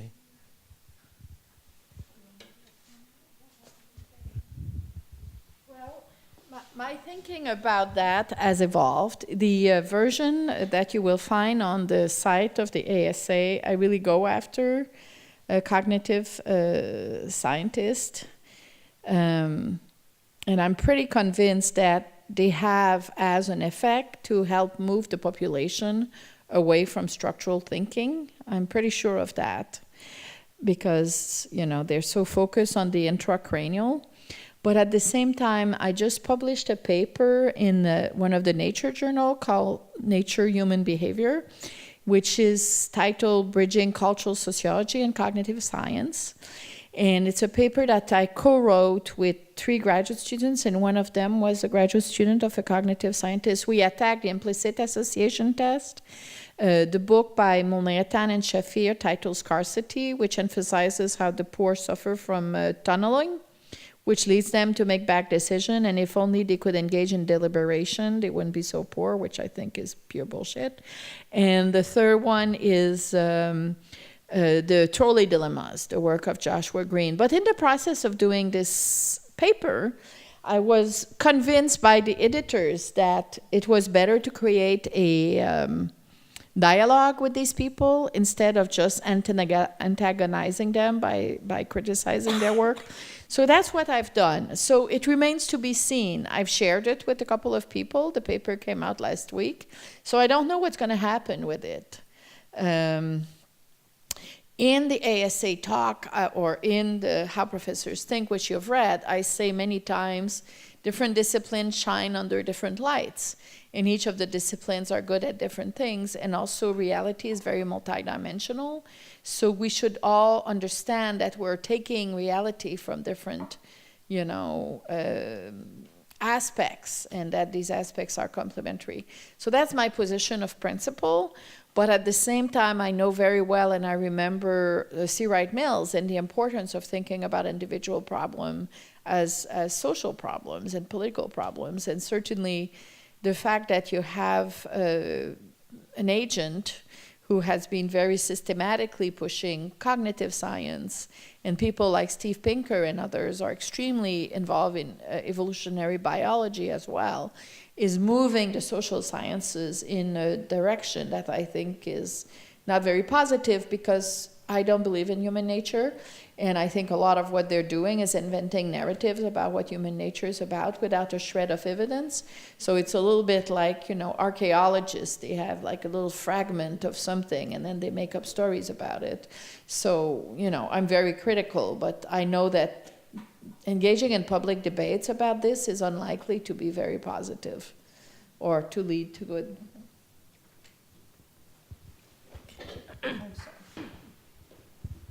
Yes, thank you very much for your wonderful talk, and it was really sparking, mind-blowing for me.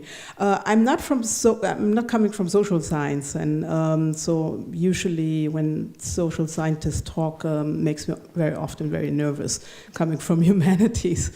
I guess I'm having more of a comment or an observation towards the remarks for the case of Germany. And I feel like that the way to destigmatization in Germany would actually start with recognition of race in German context. And this was actually what Maisha was talking about and speaking towards. And just to emphasize this one more time, that the case of Namibia is not just something you can add on to German history, but actually trying to see that through this lens. All the other speakers then took this topic and tried to connect it to the East German case. And here, I think, without bringing race into the location and actually recognize Germanness and where the definition of Germanness comes from, and that it is still deeply rooted and explain it itself into whiteness, does not. Unless we are doing that, it will not bring us to the point that we do understand how discrimination and also stigmatization in Germany works. In the case of trying, to see how the similarities are with certain groups of minorities and East Germans, I think I can see a lot in this project, but there are a lot of groups who are not even recognized in this sense. What about the Black Germans in East Germany, for example? What about the Korean, the Vietnamese Germans in East Germany? And all of this we will not just get through the point unless we are starting to actually articulate something which we never articulate in the German discussion, and that is whiteness. We all could emphasize that and actually talk about race when it comes to the US and the case studies, and even use derogative language for that, but not when it comes to Germany. So I just want to emphasize that one more time. Thank you so much. I have so much to talk about that, but Yeah, you can actually collect. aren't we going to collect a few questions? Yeah, that's what I was thinking, because we are running out of time. So I would suggest I would take 3 more questions. Hannah and Özgür.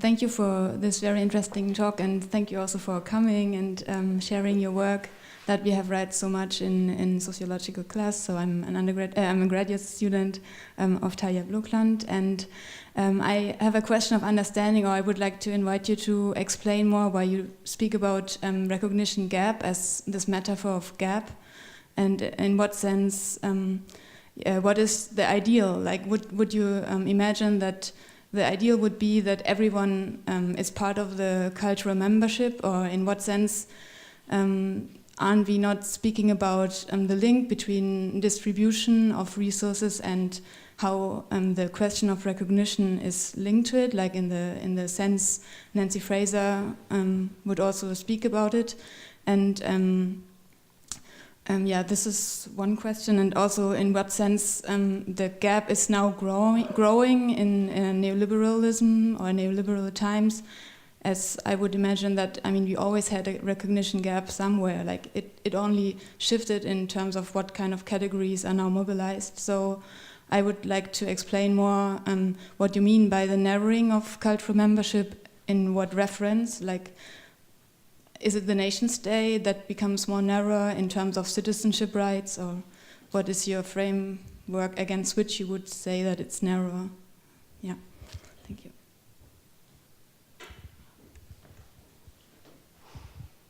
Thank you. Thank you for your inspiring talk, Michele. We got to know each other today, so I'm not introducing myself. I'm very much interested, like I read your works the last years, and I'm very much interested in the connection of material changes, material structural changes, and then boundary work. Like maybe you could somehow elaborate on that, maybe take the case of Naika, what Naika said, that some institutional changes appear, that people come into the institutions, and then something is engendered, something is activated. And yeah, so yeah, that's actually what I'm interested in, like this somehow activating of boundaries, symbolic boundaries, through material changes. Does it need any material change? I mean, in the US, you don't have you don't have that much of inflow of Muslims to the US. Still, you have this president who is electorally campaigning, amongst others, but also about Muslims entering the US, or doing something in the US, and like the terror attack in the US has been like in the early 2000s. So what is the material change then in the US, or is it happening in the West and in all of the West, this material change that causes activating ethnic, religious, symbolic boundaries, cultural setbacks, whatever, like however you want to name it, but that's what I'm interested in. Thank you. Can we do one more? Okay, thank you.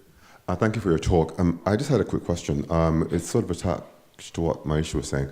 The question of dignity and its relationship to recognition. Maybe it's a US specificity, that it seems to me that in the US, dignity, the sort of collapse of white working class dignity, that dignity was exclusive. It wasn't meant to include anybody else. It's more akin to what you have in apartheid, right? So when you begin to say, not you, but when someone says that what Trump has done is to return their dignity, we're saying that what he's done is tell them it's good to be racist again. And I'm not sure if that's, I don't know, intellectually useful to say that what's happening is dignity. It seems to me we need to call it what it is. It's racism, right? And it's not that because they've lost their job in the factory that all of a sudden they begin to blame Muslims. No, it's because they've lost that kind of racist solidarity is no longer working. That seems to be the issue. And I wonder whether or not it's time that the soft sciences begin to talk more explicitly about that, rather than sugarcoating it as a loss of status or that you can restore, when it isn't about that. It's more about about what you call whiteness, which depends on, it only makes sense when a certain kind of body is marked as non-human. So there's no negotiation to be had if that's the starting point, it seems to me, right? Does that make sense? So when you begin to say that, when one says, I'm sorry, not you again, when one says that what you see in Austria or in Eastern Germany or in France or the Netherlands is white men who have lost status. No, it's white men who are learning they can't be racist anymore, or white people, because there are women who are racist as well. You keep forgetting this. It's not just men who are racist. Women voted as well for Trump. It's white people who are not able to sort of openly sort of live in their racism, and this is a problem for them. I'm rambling now. Thank you. Thank you so much. Well, okay, I'll start with the last one. I think that focusing on the construction of whiteness does a lot of work for the analysis, but I don't think it does all the work. Because when I did a lot of interviews with white and black workers for the Dignity of Working Man, I heard a lot of workers, both black and white, talk about interpersonal altruism as a form of solidarity. So I think for some of them at least, there's such things as what do all human beings share at a very basic level. And although the dominant construct through which the working class, you know, in the US has experienced itself certainly involve a sense of hierarchy in the labor market and who got the bad jobs and who got the good jobs. Maybe I would say, and here I'm thinking aloud, that it's very present, but it's not omnipresent to the extent that you cannot presume that their dignity is necessarily just the imposition of white hierarchy. I think it's certainly the imposition of whiteness in a great many cases, but probably not 110% of the cases. I'm willing to live some, because there's also, you know, among the workers, this notion that we're all in this shit together, and a notion about workers who are together in the workplace about, you know, who pulls their weight and who doesn't. And similarly, when it comes to Israel, many of our Arab Palestinian respondents talked a lot about the importance of networks and Jewish people who were their allies, the people who kind of had compassion for them and wanting to bridge group boundaries. And if I think of Eli Anderson, who has this book on the cosmopolitan canopy, he also talks about your own, using the term of Goffman, you know. So there are many white people who think of themselves as allied with people of color. So you cannot just presume, I think, that this notion of white supremacy should be applied in a kind of total way, the way that Gramsci talks about state apparatus or Foucault talks about one discourse that overtakes everything. So that's my position. The question on material changes, my position on this is a little bit post-Marxist in the sense that I'm very inspired by the work of William Sewell, the French historian, and he has this wonderful book, The Logics of History. And this last chapter talks about causality, and he does it also in his paper, The Duality of Structures, which is very multidimensional. Now he thinks about the structuration process, which is a little bit of, like along the lines of Anthony Giddens as well. So I would not necessarily consider, let's say, just to make this up, the 2008 recession as a determining factor. I think you need, in each case, to engage in process tracing.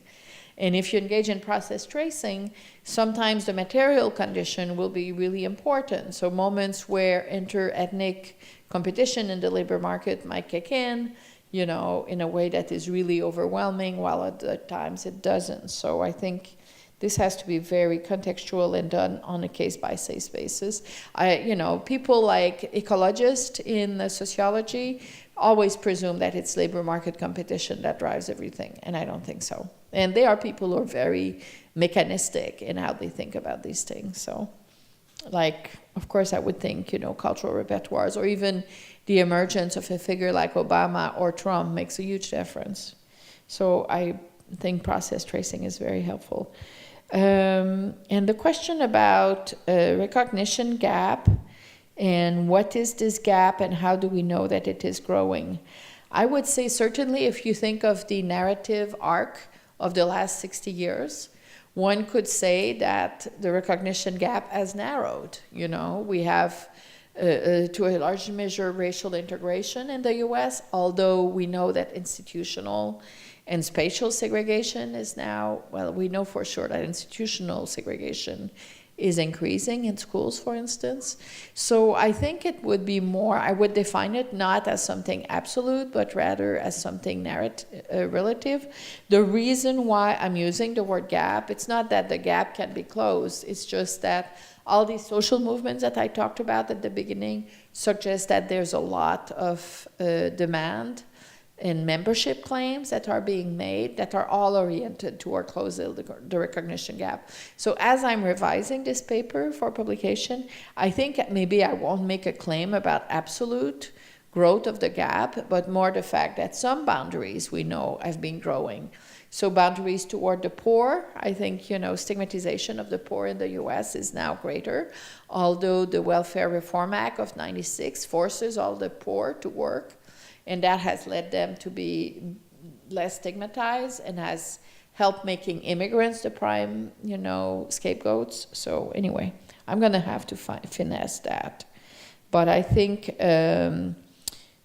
focusing, you know, there's other narratives that would just say, indeed, the nation state has extended citizen rights to more people throughout the 20th century, and that's a pretty clear historical arc, so. But nevertheless, in the current moment, certainly over the last year, there's a lot of issues. Like, no one would have said comments like the Merry Christmas or the Pocahontas comment of the last 2 weeks. That's new. Thank you so much for your comments, and to our discussants for sharing their ideas with you, and for you being here. Just that you did not notice that this event has been filmed. If you have anything against it, please let us know, because we will put this online.